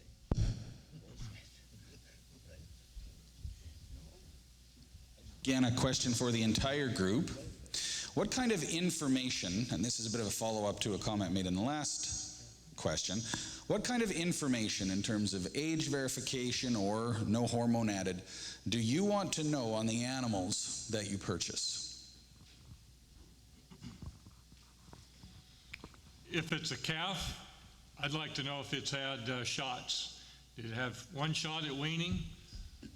Or did it have another shot prior to, shots at branding and then another shot at weaning? Or no shots? Do you vaccinate your cows? And as far as buying calves, that's huge. And hey, Draxon's changed the game as far as feeding calves, but if you're asking me, that's what I want to know is, have your calves had any shots and what shots have they had? Because it makes a big difference to the people you send them to, or if we keep them ourselves to feed. I think there's value there, and how you can capitalize on that, I don't know, but it's important for me to know. I think a lot of people, if they would maybe feed their own calves or at least background them, would see the value of a full herd health program. I know for our own operation, all our cows get vaccinated, modified live. We also do that as, once you get that in their system, we do it more to save a lot of labor. We've got different breeding programs. So in the spring, before they start calving, we'll run everything through, vaccinate them all, and then that puts our breeding herds into separate fields. It's good management, and it keeps things simpler with less labor for us later. And we always do our calves in the spring, do them again in the fall. And last year was the first year I always send my steer calves up to Redcoat, and the health is generally pretty good. But this last year, different deals were going on. Anyway, I kept those calves at home, and I know this isn't viable for a lot of people, but I kept those calves at home, weaned them, got them going at home, and then 3 weeks later sent them up to the feedlot. And I looked at the health on those cattle the other day. The entire health bill for all the time they've been there, implants, that was it. There was no any extra health because they had, they were vaccinated and rolling, and versus buying some calves. And it was a little more work for me, but it wasn't, because I was weaning calves anyway. And I think if a guy would look beyond when they leave your place to the next guy, it would make a big difference for everyone down the chain. Well, of course, I love to hear both these guys say that because I'd like to sell more vaccine. And I'm glad they brought it up because I don't think that when we look at the consumer, they're probably not going to see one of the chains put a Draxenberger on the menu. You know, and what Murray's saying here about, I think it's a tool in the shed, but I think what he's touched on about that ability to maintain them at home for a little bit before they make the trip is huge as well, and not necessarily like weaning at home and stuff. I've seen some producers that start feeding the calves on the cows before they take them to town. They do the vaccinating, but get them drinking out of water troughs rather than a slough or a stream or something like that. And we're starting to see in Louisiana, I believe they're having it's kind of like a precondition program, and it's not being mandated, but they're where they have them weaned 45 days prior to being marketed. And the reason they're doing that is because HSUS is now they've got the battery cages are being phased out of the chickens. They've got their sights on traditional weaning because 50 to 75% of calves get sick, and they're wanting to change that because it's a preventable disease. And it's an animal welfare issue that HSUS has got under their radar because the chicken guys caved, which I guess they had to, but it was when they're successful in one goal of theirs, then they have to find a new goal, and that's what I'm hearing from veterinarians in Louisiana. So, I think you're asking this question about aging. From our perspective, the area we run into problems is with OTMs. In particular, in the middle meat, when you're serving a fine steak, a strip loin or a ribeye that has a heavier, thicker back strap on it, that's problematic, and it doesn't give the customer, the diner, the best experience on beef, and it's not great advertising for the product. So I'm not sure why, and I don't pretend to know anything about your side of the business, but I'm not sure why we're holding on to cattle 35 months or over 30 months to get them to the market. But it is, if you're getting a double A or a triple A, that's the only problem. Other than that, the rest of the animal, the hips and the front quarters, the chucks are usually fine, but it's the middle meat that we get complaints on. Henry, just as a follow-up, in light of the fact that we're into, certainly coming up on the third fall of stronger calf prices, are you seeing an increase in vaccination programs in your opinion?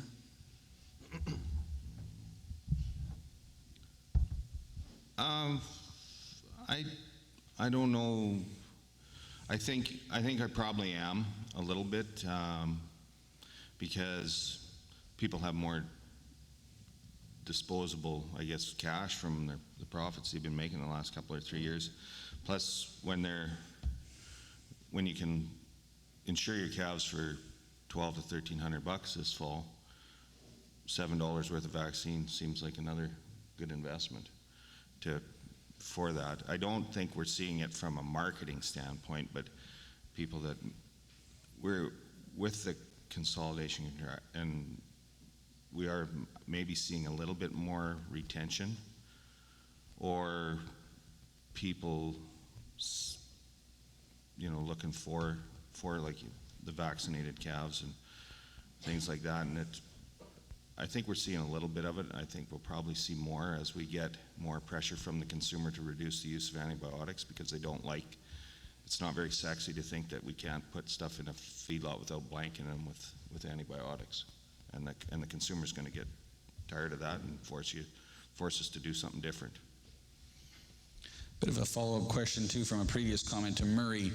Earlier this week, Darrell Peel, perhaps my favorite fellow agricultural economist from Oklahoma State University, issued a report that indicated that he does believe that the American national cow herd is moving into its expansion phase. Murray, with your kind of lay opinion about cow-calf producers, are you seeing an increasing trend to keeping heifers back for replacements, in your opinion?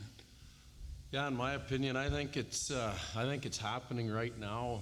I mean, I don't have any scientific evidence, but we get around the country every spring and brand calves, and we get around the country every fall and help guys wean.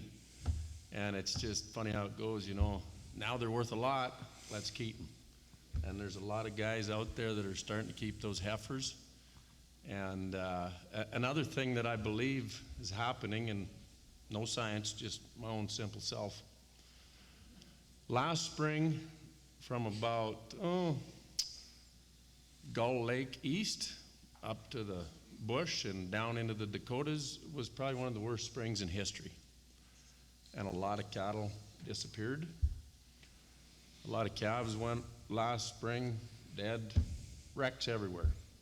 And now you get around the country and we've had some better weather, and the people I'm talking with, this spring's calving has just been phenomenal. We've had some good weather.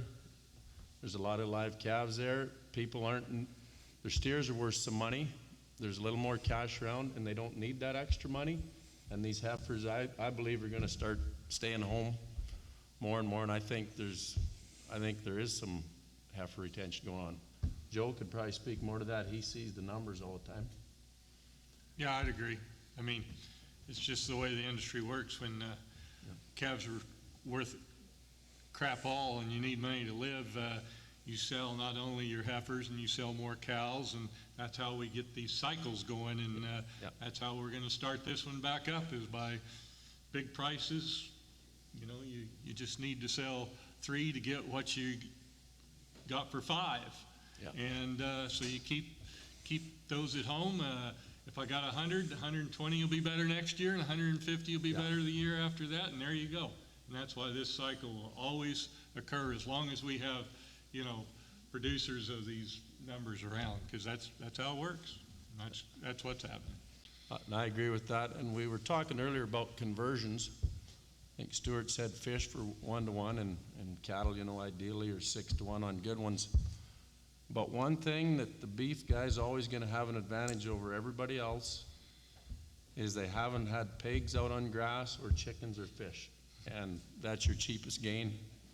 So, I mean, until they figure out a way to have these graze, that's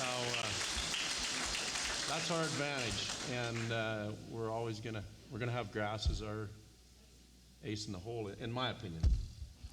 Well, Murray, that would be a perfect note to end on, but I do want to ask just one final question, and this one will be going to Joe Jackson. Cheryl and Brian, if you could come on up here and get ready for our final presentation. Joe, in your opinion, as a final question, could you share with the group at Canadian Angus Rancher and Dorse Day whether or not you believe that MCOOL is actually having an impact on the Canadian cattle market? On the market, yes. The people it affects is the cow-calf man. Does it affect us? As I'm talking a feeder, a person who runs grass cattle, feedlot cattle, you know, not really, because if it's there, we just buy the cattle a little cheaper. If our margins really don't change. It's just quite simple. It affects your price. If COOL goes away, your price will go up probably $5 to $8 a hundred. My price will go up $5 to $8 a hundred. On the other side, $5 to $8 a hundred. I come back, have to pay $5 to $8 a hundred more. My margin's not going to really change. It's you guys. And I can tell you right now, the effect of MCOOL now versus 5 years ago is about this much versus that much. And that's going to continue to be that way. It's just like anything. They always want what you don't have. And when numbers are low, all of a sudden, when Packer said we can't do this because of sorting and sorting, well, every rail, they sort every day in the cooler. It's just a tactic to buy cattle cheaper. And when you get low numbers, all of a sudden they go, yeah, well, maybe we can do this. And yeah, we can do that. So cool has the most effect on you guys, not so much on us. Yeah. Okay, perfect. Well, ladies and gentlemen, Brian and Cheryl want to make some presentations to our 5 panelists. That will wrap up our panel discussion for Canadian Angus Rancher Endorse Day. Please put your hands together for our 5.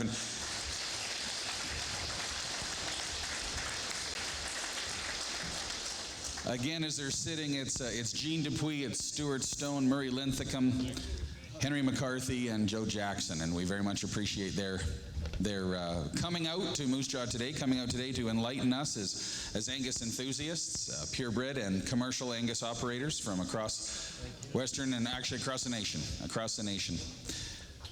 In terms of our scheduling, our keynote speaker is going to speak for a minimum of a half an hour. He may go a little bit longer if the crowd demands it. Lunch will be noon-ish, more on the later side of noon than right straight up at noon, just so that you're all understanding that. And I'll take this opportunity to begin the introduction to our keynote speaker for this morning. Tom Brink is a Kansas native with a cow-calf background, earned a Bachelor of Science in Animal Science production option from Kansas State University in 1983, a Master's of an MS in Animal Science in Reproductive Physiology, also from Kansas State University in 1985, an MS in Agricultural Economics, Livestock Marketing from K-State in 1987.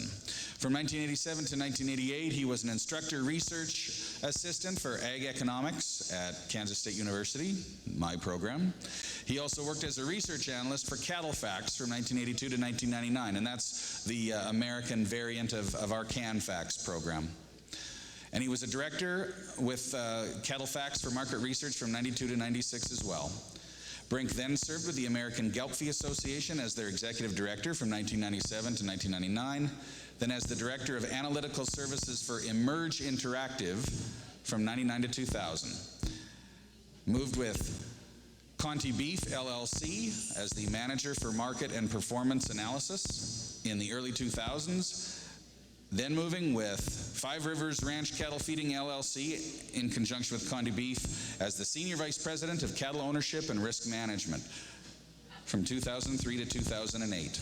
From 2008 until late last year, he was the President and Chief Operating Officers of J&F Oklahoman Holdings, Inc., and that is the cattle ownership arm of JBS 5 Rivers, owning a majority of cattle fed in 5 Rivers feed yards. Now, to give you an order of magnitude on this, what's up with the mic, do you think?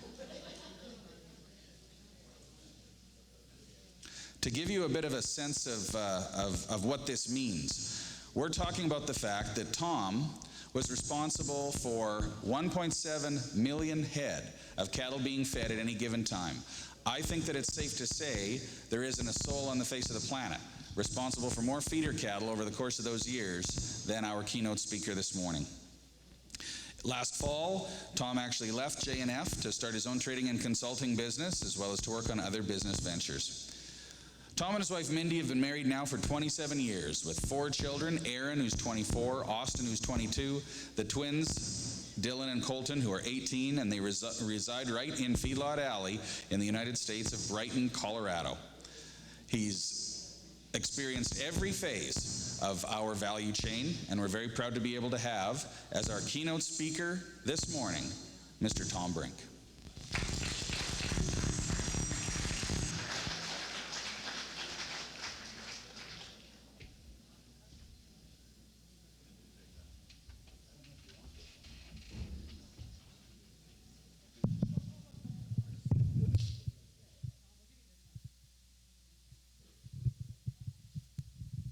Thank you. How's that?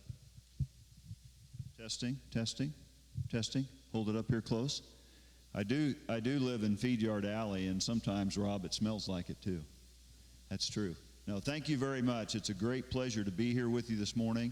And I really looked forward, since I first talked to Rob some months ago, about coming up here, and I get to Canada fairly often, and I really like every chance I get to be here. And I will say, and of course it's a warm summer day and the daylight hours are long, so I can say this, the last time it was 20 below in January, and my rental car, the back hatch froze, and I had to crawl over the seats to get my luggage out. So I'm really glad to be here and on a nice day. But a great program. My hat is off to the Canadian Angus Association and all I've already seen and what you guys are doing. It's important business to the industry. It's very important business to the North American beef industry. And don't ever take that lightly. And like one of the panelists said, it's exciting to see younger people in this audience. I'm seeing more of that wherever I go. And that's very encouraging, because we do need, at the cow-calf level, especially in our industry, we need to regenerate some youth, and hopefully these better profitable times will do that. I want to jump right into the presentation. I know we're pushed on time a little bit here, and I want to show you a couple pictures. Now, what in the world could those two pictures possibly have in common? Well, I'm going to share that with you. I've got a quote here by a cowboy poet whose name I think most of you will recognize, and that's Baxter Black. Baxter Black said this. He said, "I have seen those," and he was talking about rodeo cowboys. He said, "I have seen those whose natural ability is less than others do very well. They belong to a breed who have no quit." They just don't quit. They try harder, they work longer hours, they never give up. That's what these two pictures have in common. You know, I grew up with a dad who had a car habit. And his car habit was he liked to rebuild vehicles and cars. And he started out kind of doing body shop work a little bit on the side, and it grew into more than that. And one day, I'll never forget it. So I was very used to seeing, when I'd come home from school, in high school and even before that, I'd see a wreck sitting in our driveway. I'd see a wrecked vehicle. And, you know, Dad had got another car to fix, right? But I'll never forget the day that I came home and I saw what had been a van that looked like that, and with the camper on the back, but the front end was completely ripped off and gone. It wasn't there. The vehicle, the front of it was jacked up, the engine was gone, and all of that, and the wires hanging out everywhere. And I'll never forget that. I stood there in the driveway. It was probably March, southwest Kansas, where I live, and I said, "You know, Dad, you've finally done it. You finally got something that you cannot fix. You can't do it." I will never forget it. I stood there and looked at that, and I just thought that. And I'd seen this guy do amazing things. He was a true craftsman. He could fix anything. He could build anything. So I probably shouldn't have thought that, but I really remember thinking that. And you know what? About 4 months later, we took that thing on vacation. So he had no quit. Now, what about this guy right here? Some of you might even possibly know that gentleman. He's from Colorado. He's from northwest Colorado. His name is John Raftopoulos. If you meet John, he's a friendly guy. He's a great guy, but he wouldn't necessarily knock your socks off probably until you know that John Raftopoulos and his two sons and a limited amount of help, they AI 2,000 cows a year. I find that interesting when a lot of times those of us with smaller herds, including myself, we can't seem to AI 50 cows or 100 cows. John Raftopoulos has no quit in him. Those are some pretty inspiring stories to me, and we have a lot of good things in our industry going on right now. One of the most valuable and impressive and most enjoyable parts of this industry is we have a lot of people that have no quit in them. And now, because you've had no quit in you, you're still in this business to enjoy some very good times that are going to last a while. And that's what we're going to talk about first. The cattle market is truly on fire, isn't it? We've set records this week. U.S. feeder cattle futures this morning set a new record, over $200 per hundredweight. So the cattle market is on fire. I did a couple of graphs here because you know the states, the industry in the states and the industry in Canada, when it comes to the cattle business, we are joined at the hip, aren't we? We are joined at the hip. These two charts just show the price relationship, weekly prices for fed cattle here for the two countries and for calves here. over the last, since the beginning of 2013, and of course you can see the uptrend. Look how closely those markets are correlated. Very, very highly correlated. We are really one industry, aren't we? So we experience more or less, and much more than less, the same economics. Now, why is that happening, and will it last? We've already had a little bit of discussion about that. I want to add some perspective maybe to that as well. Well, the U.S. cow herd is the smallest in over 50 years, in fact, over 60 years, since the early 1950s. You can see here, 2014, the last tick on that chart, 29 million head. So very, very small. Is rebuilding starting? If it is, it's going to be very slow. We're still in the center part of the U.S., we're still experiencing significant drought. So cow herd comes down, calf crops get smaller. Here's a few quick numbers from USDA, what they call their WASD report. It's another acronym. Governments are good at acronyms, aren't they? That's what I find out. But here's some of their latest numbers. They're projecting 2014 beef production in the U.S. to be down 4.5%. That's over 1 billion pounds. Over 1 billion pound change in 1 year. Pretty dramatic. Year to date, we're seeing cow slaughter numbers, cow harvest numbers are down double digit. Heifer slaughter down 7%. Steer's not down as much, only 1%. Pork production, because of the PED virus, which you're probably familiar with, it's in Canada too, down about 3% for the year. And poultry is trying to respond to that, trying to grow and increase more because their prices are high. Profitability is good, but they're having really a limited ability to do that because of the shortness of hatching eggs. And so they are projecting a little over a 1% increase for the year. So the bottom line is supply is down, isn't it? Supply is down, and it's not coming back anytime soon. So supply is down. What about demand? Demand is up. Look at this chart. This is the number of dollars spent. This is for the U.S. The number of dollars spent on beef annually, going back a number of years, and the red bar is our projection for 2014, up a couple percentage points, almost to $90 billion, which is going to be a record. We have record high spending, and we have a shrinking supply. What does that mean to the marketplace? Obviously, it's a very bullish situation. We can look at something even shorter term than that and look at the month of May, the month we just completed, and look at the value of wholesale beef, the weekly average value of wholesale beef. And what do you see on that chart? 2014 was about 5% stronger than a year before in the month of May. So again, what we're seeing is while supplies are shrinking and not going to grow anytime soon, we're seeing demand be very strong and actually improving. That's a very bullish combination, and that's why, of course, we're hitting record high calf prices.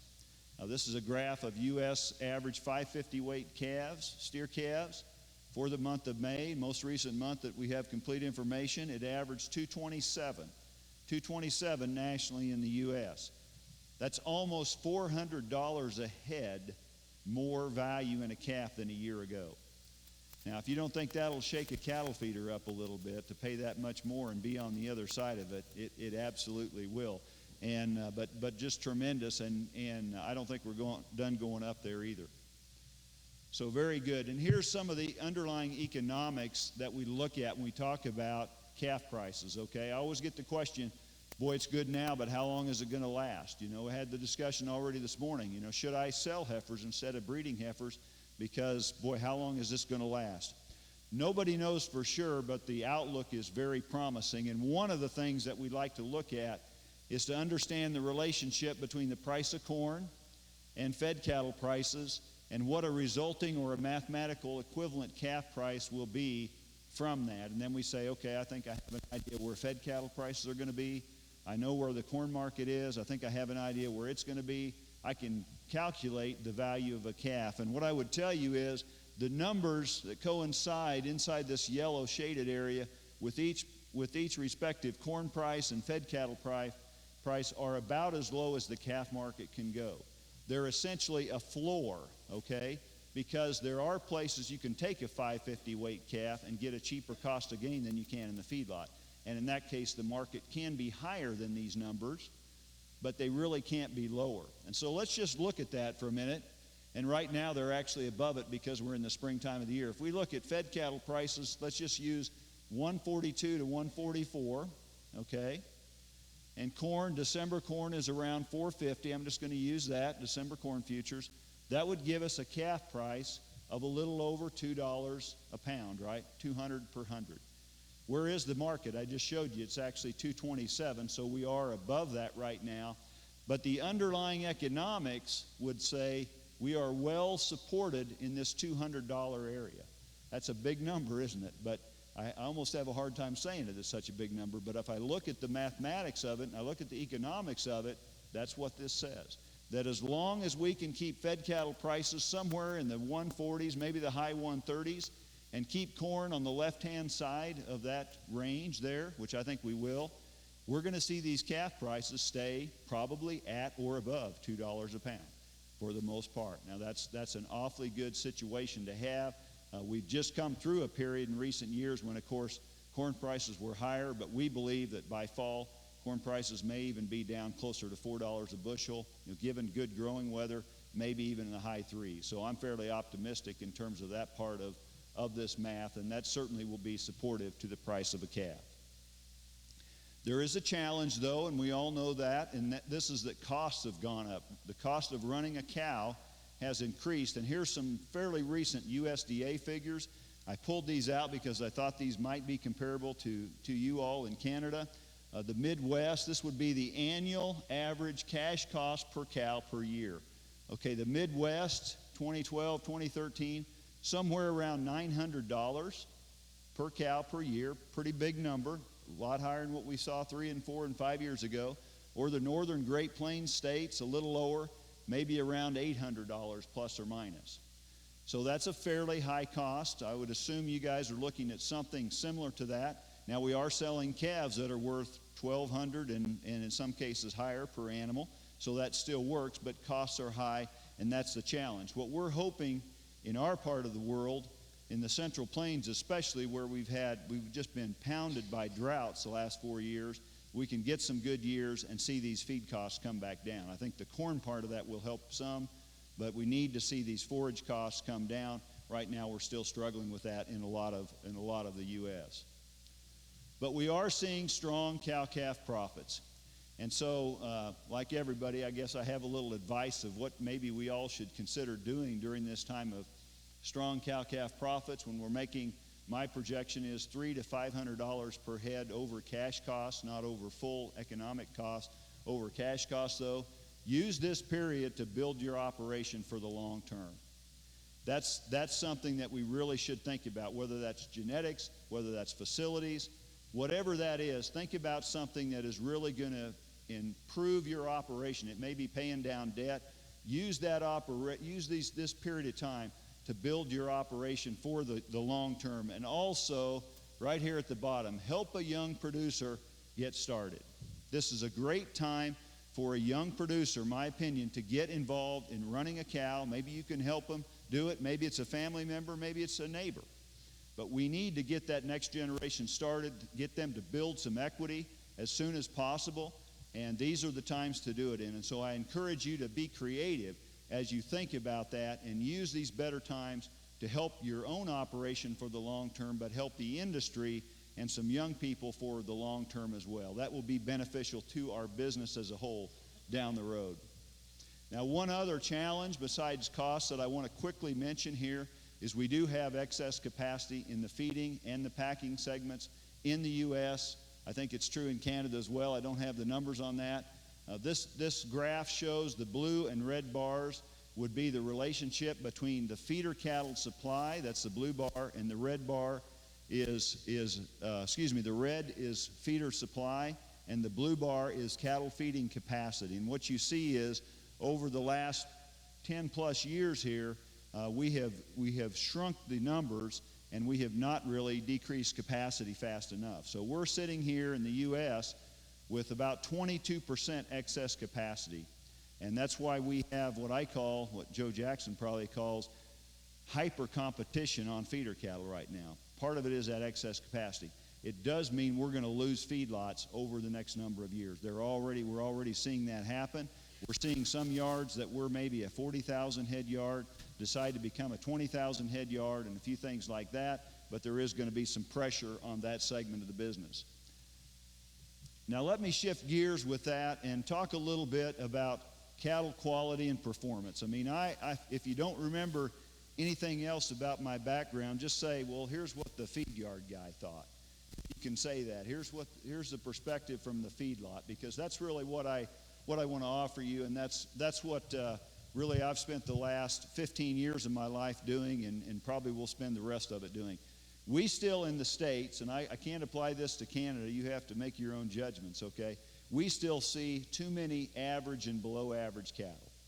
All right, now take a look at that pen. That's just a pen that you might see in any U.S. feedlot, probably, right? You see some okay cattle there, you see some pretty poor cattle, but on average, I know what the Five Rivers managers would say if I sent them a group of cattle like this. Their description would be, they're just cattle. They're just pen fillers. That's all they are. They're not the worst thing that walks. They're not the best. They're just cattle. They're just kind of average cattle. Now contrast what that looks like. Well, and here's another group. I know you don't have any cattle like this in Canada, right? There aren't any, but what do you do as a cattle feeder with a group like that? It's pretty tough to add value and create something when you're starting with a raw product that looks like that. Now, what about these, though? I think I can do something with a group like that. Maybe they're Canadians. How about this group right here? I like those cattle an awful lot as well. And how about this group? Black-nosed Charolais, I could take pens full of that. You know, the interesting thing about cattle like that is everybody wins that owns them. The producer wins, the feeder wins, and I would argue that the packer and the consumer also win with cattle like that. The exciting thing when you see groups like that is you know that somebody understood the value creation process. They thought about somebody further down the chain, and they had a plan. They had a breeding plan, and they worked that plan. And they created something that has value further on. And I want to talk about that. I want to talk about that because it's important for you all to think about. If you want maximum dollars and you want to create truly valuable cattle, I can tell you how to do that in about 5 minutes. It doesn't take long at all to do that part of this. All right? Now, as cow-calf producers and as seed stock breeders, you have a list of traits that you care about in your operation that's probably about as long as my arm.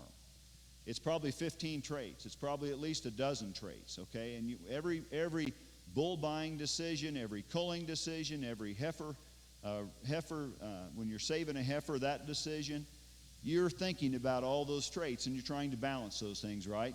My list as a cattle feeder is very short. There it is.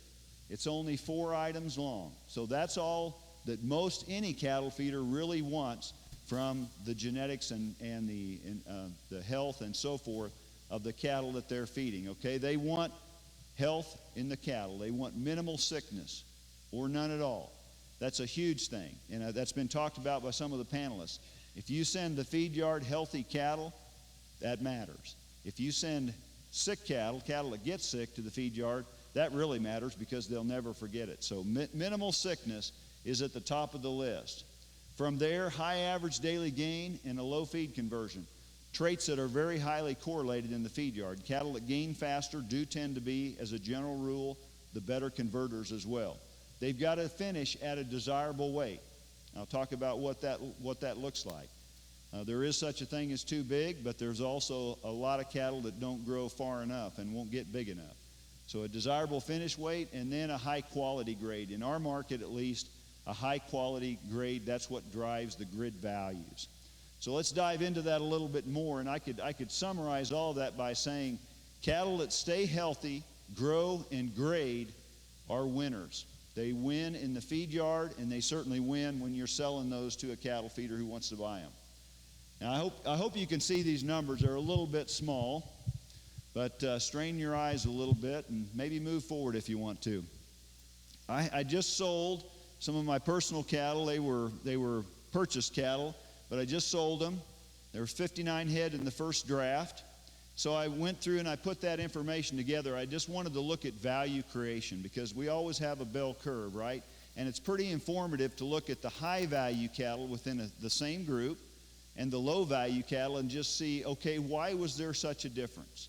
Why was there such a difference? And if you're looking at this, look at this column right here, okay? What this is, the top 10 steers out of 59, the average, and the bottom 10 steers. I just grouped them like that.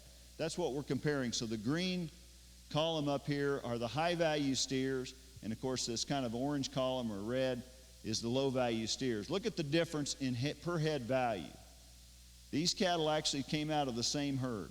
$457 per head difference between the top 10 steers and the value of the bottom 10 steers on average. That is just mammoth dollars, isn't it?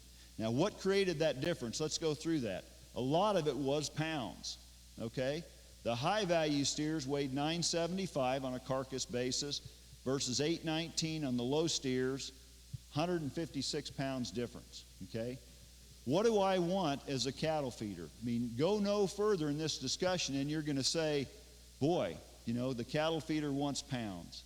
And that's true. That's very true. That steer probably weighed, those steers on average probably weighed close to 1,500 pounds.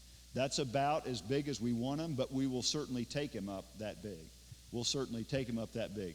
These steers, and there was probably some sickness represented there in the bottom end, and that's why they were lighter in part, or for some of them. They only weighed about 1,260 live, okay? So what you're looking at here is a steer that probably weighed 1,260 versus steers at 1,500. Look what that did to their value differential. It was just huge, okay? How about marbling?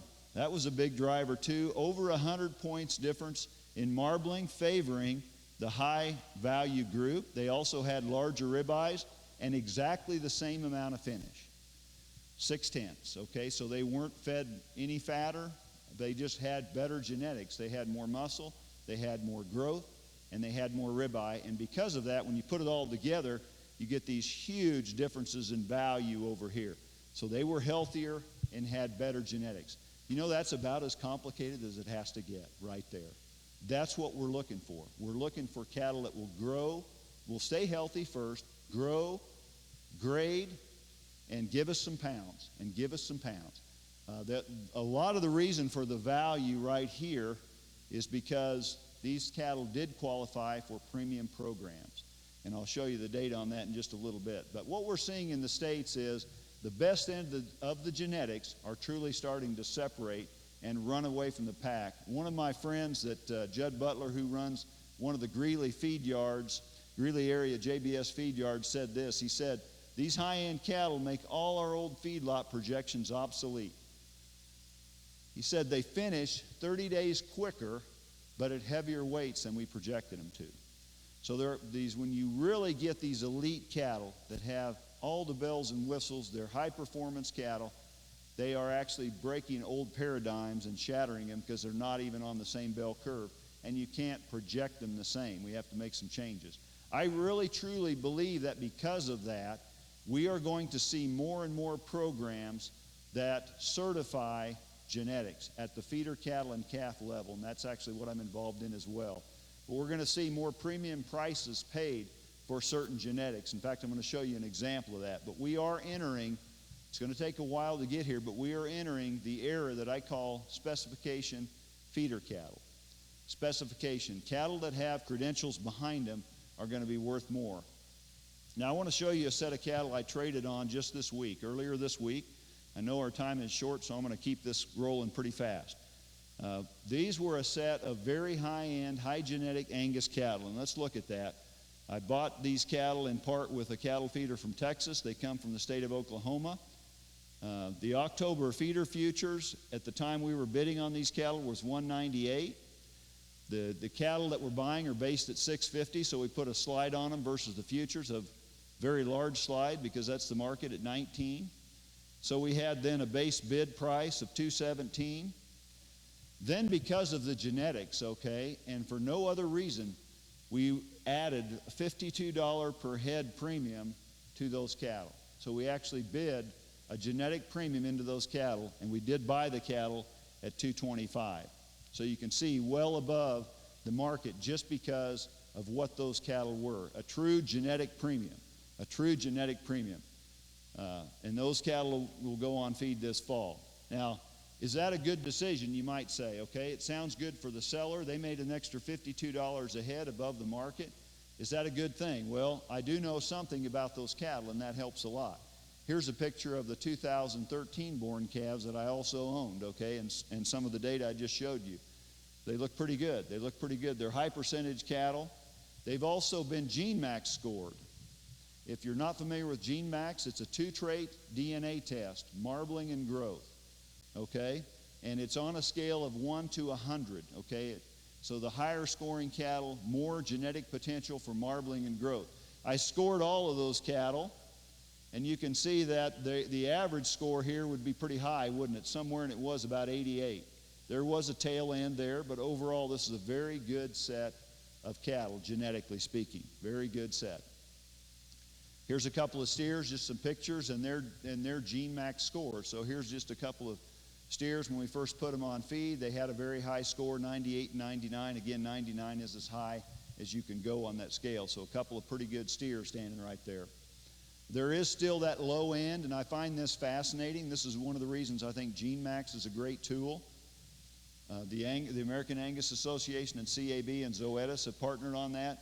Even in a herd as good as these cattle are, okay, there is still a tail end. And eliminating that tail end, if you were thinking of this like a group of heifers, if you eliminate the tail end, that's a way to make progress, and it's something you never see unless you're using the tool. I'll come back to that in a minute, okay? Here's another, just the same group of cattle. Here's a steer close to finish. He scored 98.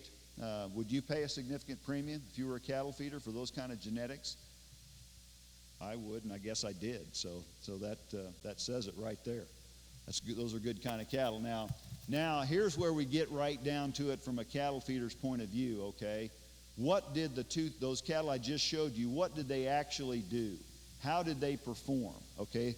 These cattle were put on feed in October, and they were sold just in late April, the first draft, and late May as the second draft.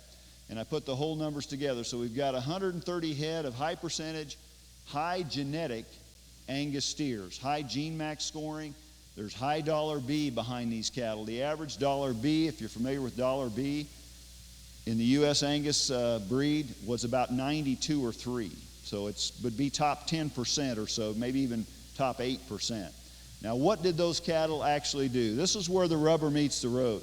They graded 92% choice and prime. They did have 5% primes, almost 42% CAB. You get paid for every one of those. National Beef, where we sold these in Kansas, has a program called Black Canyon Angus. Anybody heard of that one? I don't know that you would have. It's not super well known. They pay you a premium for that. It's not quite to the level of CAB, but it's like right below it. And we got a premium for that. Only 8% selects. Only 8% selects on those cattle. So very high quality grades, lots of CABs, lots of brand premiums. Right here on the yield grade side, 91% yield grade 1 through 3. These cattle would have finished with about 6/10 of back fat. And only 9% yield grade 4s, which is pretty acceptable. They also had an average, we call this carcass yield or dressing percent. You've heard that before. They had an average carcass yield that was nearly 1.25 points better than the plant average. Okay, that adds a lot of value to the cattle in terms of just saleable pounds versus live weight. All right, that's what dressing percent is. And so overall, though, look at this number. The overall grid premium, when you put all that together, all the premiums together, you got $100 a head over the market. $100 a head over the market. Would you give an extra $50 a head above the market for cattle that will do 100? So did I. So did I. And that's what we're seeing. You know, I remember when we started on grids 15 to 20 years ago, we first got, maybe a $20 premium, sometimes a $30 premium. We thought that was outstanding. We had no idea how it happened. We didn't know what we did to make that happen, but we were excited when it did. Now, we can do this on purpose. We can get a $100 premium on purpose. And I want to show you, this is This is a little history from U.S. Premium Beef, National Beef in Kansas, that program, going back to 1998 when they started. Look at what their top 25% grid premium cattle have been through those years. Going up and up and up, isn't it?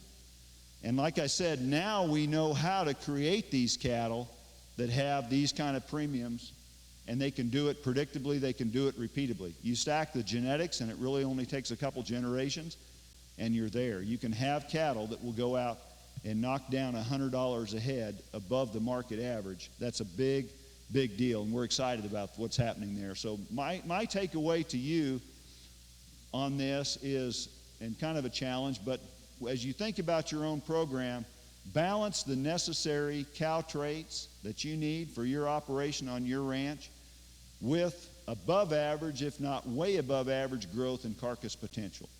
Think about the whole supply chain, and I truly believe that we have the genetics and the genetic tools right now to give you the cow you want and the steer that I want in the feedlot. There's no reason why we can't have all of that at one time if we just work at it a little bit and we're smart in the way we select cattle and use the tools. Now I want to wrap up here by talking about, there's such a great thing about being the speaker right before lunch, because no matter what I say, everybody be glad when I'm done, so you'll be happy to go eat. So I appreciate having this slot in the schedule, I really do. I want to show you a project that I've been working on with Gardner Angus Ranch in Zoetis for the last couple of years. This will be the second, and we're about to do our third genetic comparison project. Why are we doing this kind of thing? And just because it needs to be done. We want to learn. We want to show the industry something. We want to learn ourselves. And so I've been engaging for the last about 6 years in a couple of these projects. And like I said, we're getting ready to, this one's about to end, and so we're getting ready to start the next one. We did something that I think was fairly interesting over the last couple of years. We called it the technology two-step, okay? Little play on words there, and I won't dance or anything up here, but that's what we called the project. We had a question coming in. We said, okay, how much genetic progress can be made in one generation by combining two proven technologies, two proven genetic technologies, DNA testing plus AIing to very high growth and carcass Angus bulls, and starting from a pretty average cow base? What can be done there? Our goal was to increase marbling and grid premium potential. Okay, that was our goal. We just wanted to do this as a demonstration project. Here's the methodology, pretty straightforward. We bought 104 heifers, yearling heifers, from one Texas ranch. We actually did this project in Kansas. These heifers were grazed on wheat in Oklahoma, but we bought them in April 2012. They did all come from one ranch, and I'll show you a picture of them in just a minute. We did not believe that they would have high marbling potential, okay, just kind of generic heifers, if you will. Then we DNA tested the heifers. We eliminated the bottom third that had the lowest genetic marbling potential as described by the DNA scores. And then we AI'd the other two-thirds to some very high-end Angus bulls. Gardner Angus Ranch, a couple of their AI sires. Then we raised those calves, fed those calves, DNA tested the calves, and I'll show you the results on that. Here's a picture of the heifers, just kind of mixed breeds. Not terrible, not great. They did all come from one ranch. There's a little bit of Bos Indicus in there. You can't really see it in the pictures, but there is a little bit in there.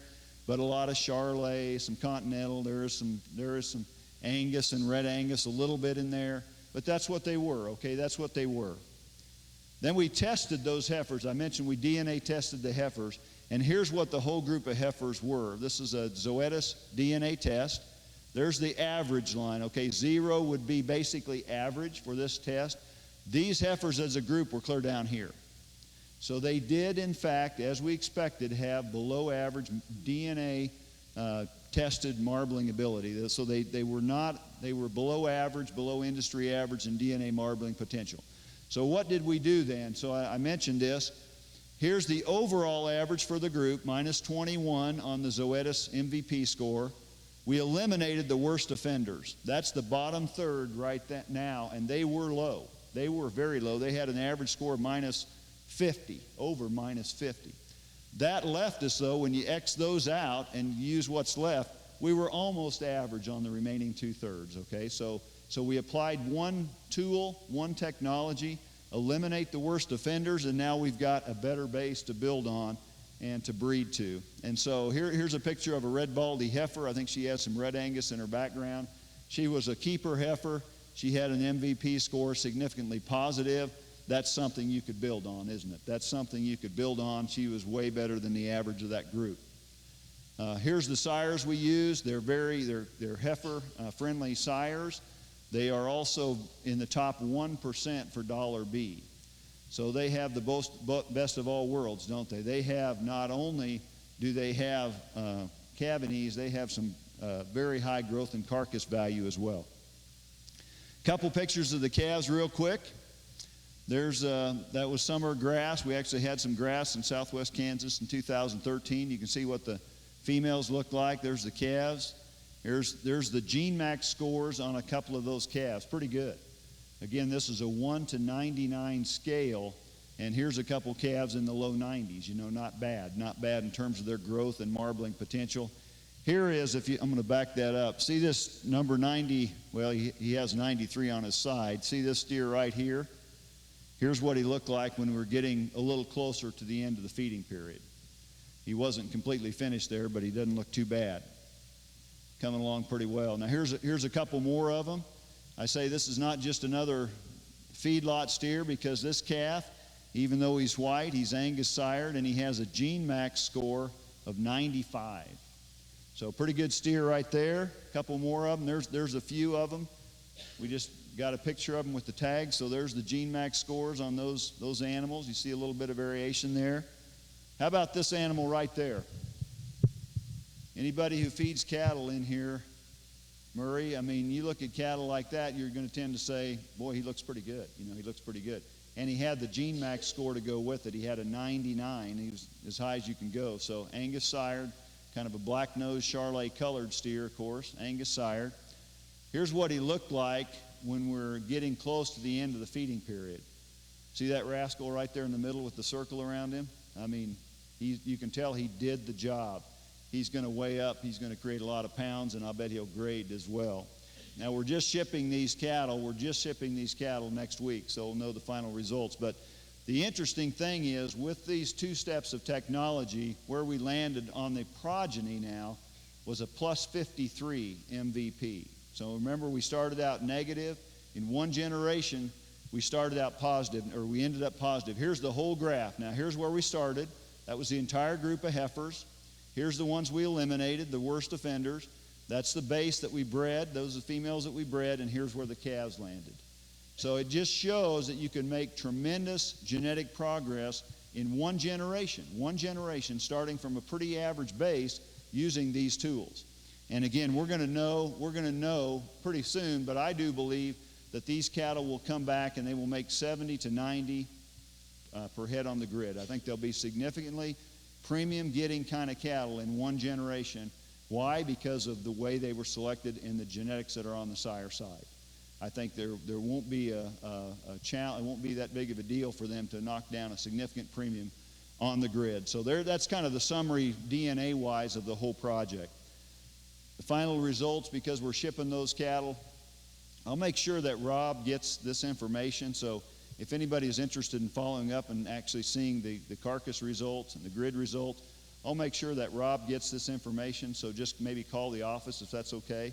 And we'll be glad to share that. And you'll probably, or go on the Gardner Angus Ranch website. You can look at it there. We'll have it up there within the next couple of months probably. So the cattle are going. I want to quickly, as I wind this down, here's the DNA, or here's the Gene Max scores on the heifers, okay?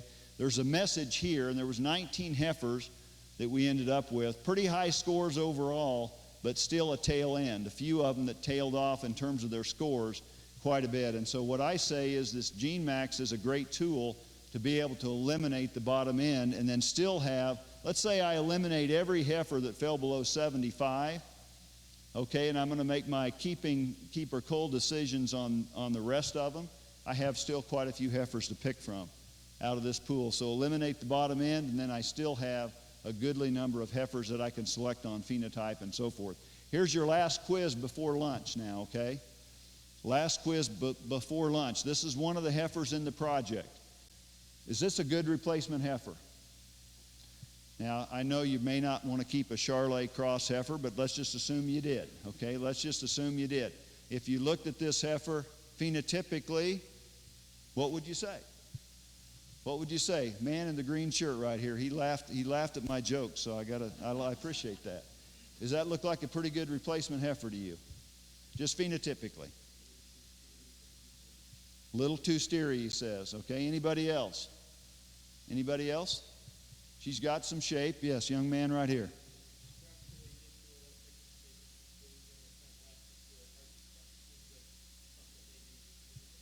He's worried about her front left leg, but let's just assume that was just how she was standing, okay? Let's just assume that she kind of had her foot out. So what would you say then?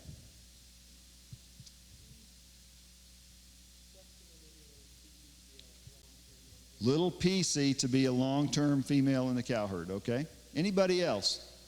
We're having fun with this, so go ahead. What's her score? Well, she's jumping ahead. Now, somebody's got this figured out, okay? That is an important question, isn't it? If one of your long-term goals is to create more value, a more valuable calf crop, that should probably be part of this equation, all right? Whether you like her looks or not, look where she fell.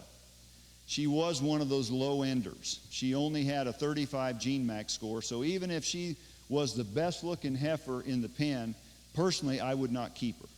Does that mean I wouldn't keep one that was 75 and I have to keep all 99s? No, no. But I think you do. I think this is a good threshold culling trait, and so this heifer, she will be fine in the feedlot, won't she? Send her on, don't keep her. That's one way to use this tool.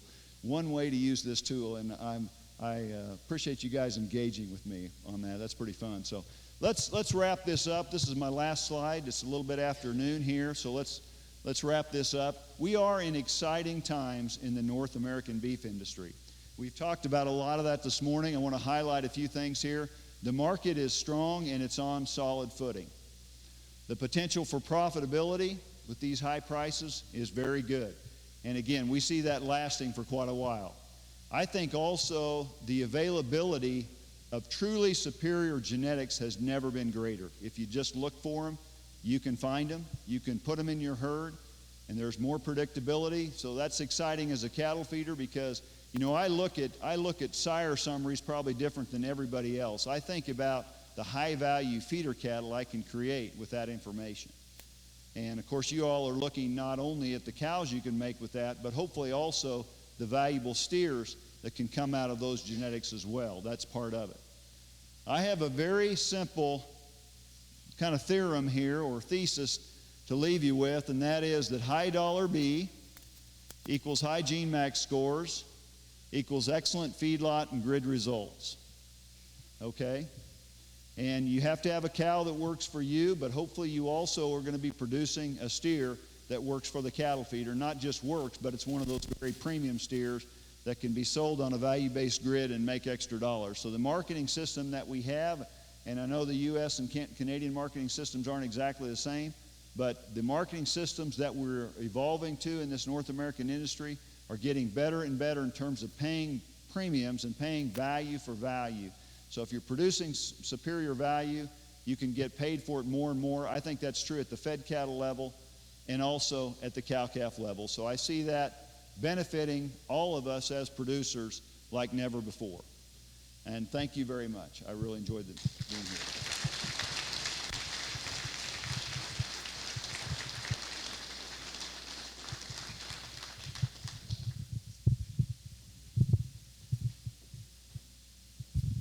Thanks very much, Tom. Folks, did anyone have any questions for Tom just before we head into lunch? Did anyone have any top-of-mind questions? Tom's not going to be able to be around all day long, but he will be here through lunch, and what a tremendous presentation. For all of our speakers this morning, our 5 members of the panel, for having Tom here, please give one more round of applause. And I think that Cheryl and Brian have a presentation that they would like to make to Mr. Brink as our keynote speaker for this morning on Canadian Angus Rancher Endorse Day. Our numbers have continued to grow through the morning. I think we're sitting now about 125 folks that are here today, 125, 130. So thanks very much for this kind of formally educational component of Canadian Angus Rancher Endorse Day. At 1 o'clock, we will be leaving sharply on buses that are going to take us out to our two destinations, kind of north and west of Moose Jaw. And about the time we depart from here, Cheryl is going to be departing to head to the airport with Tom. So if you wanted to ask Tom any questions, I'll talk to Tom and make sure we can get his presentation notes as well as the follow-up on that group of animals to be able to share with you through our Canadian Angus Association website. So I think we're ready for lunch, and I suggest that how we will do things is we will start with the closest tables to the food from this north end, and so we'll move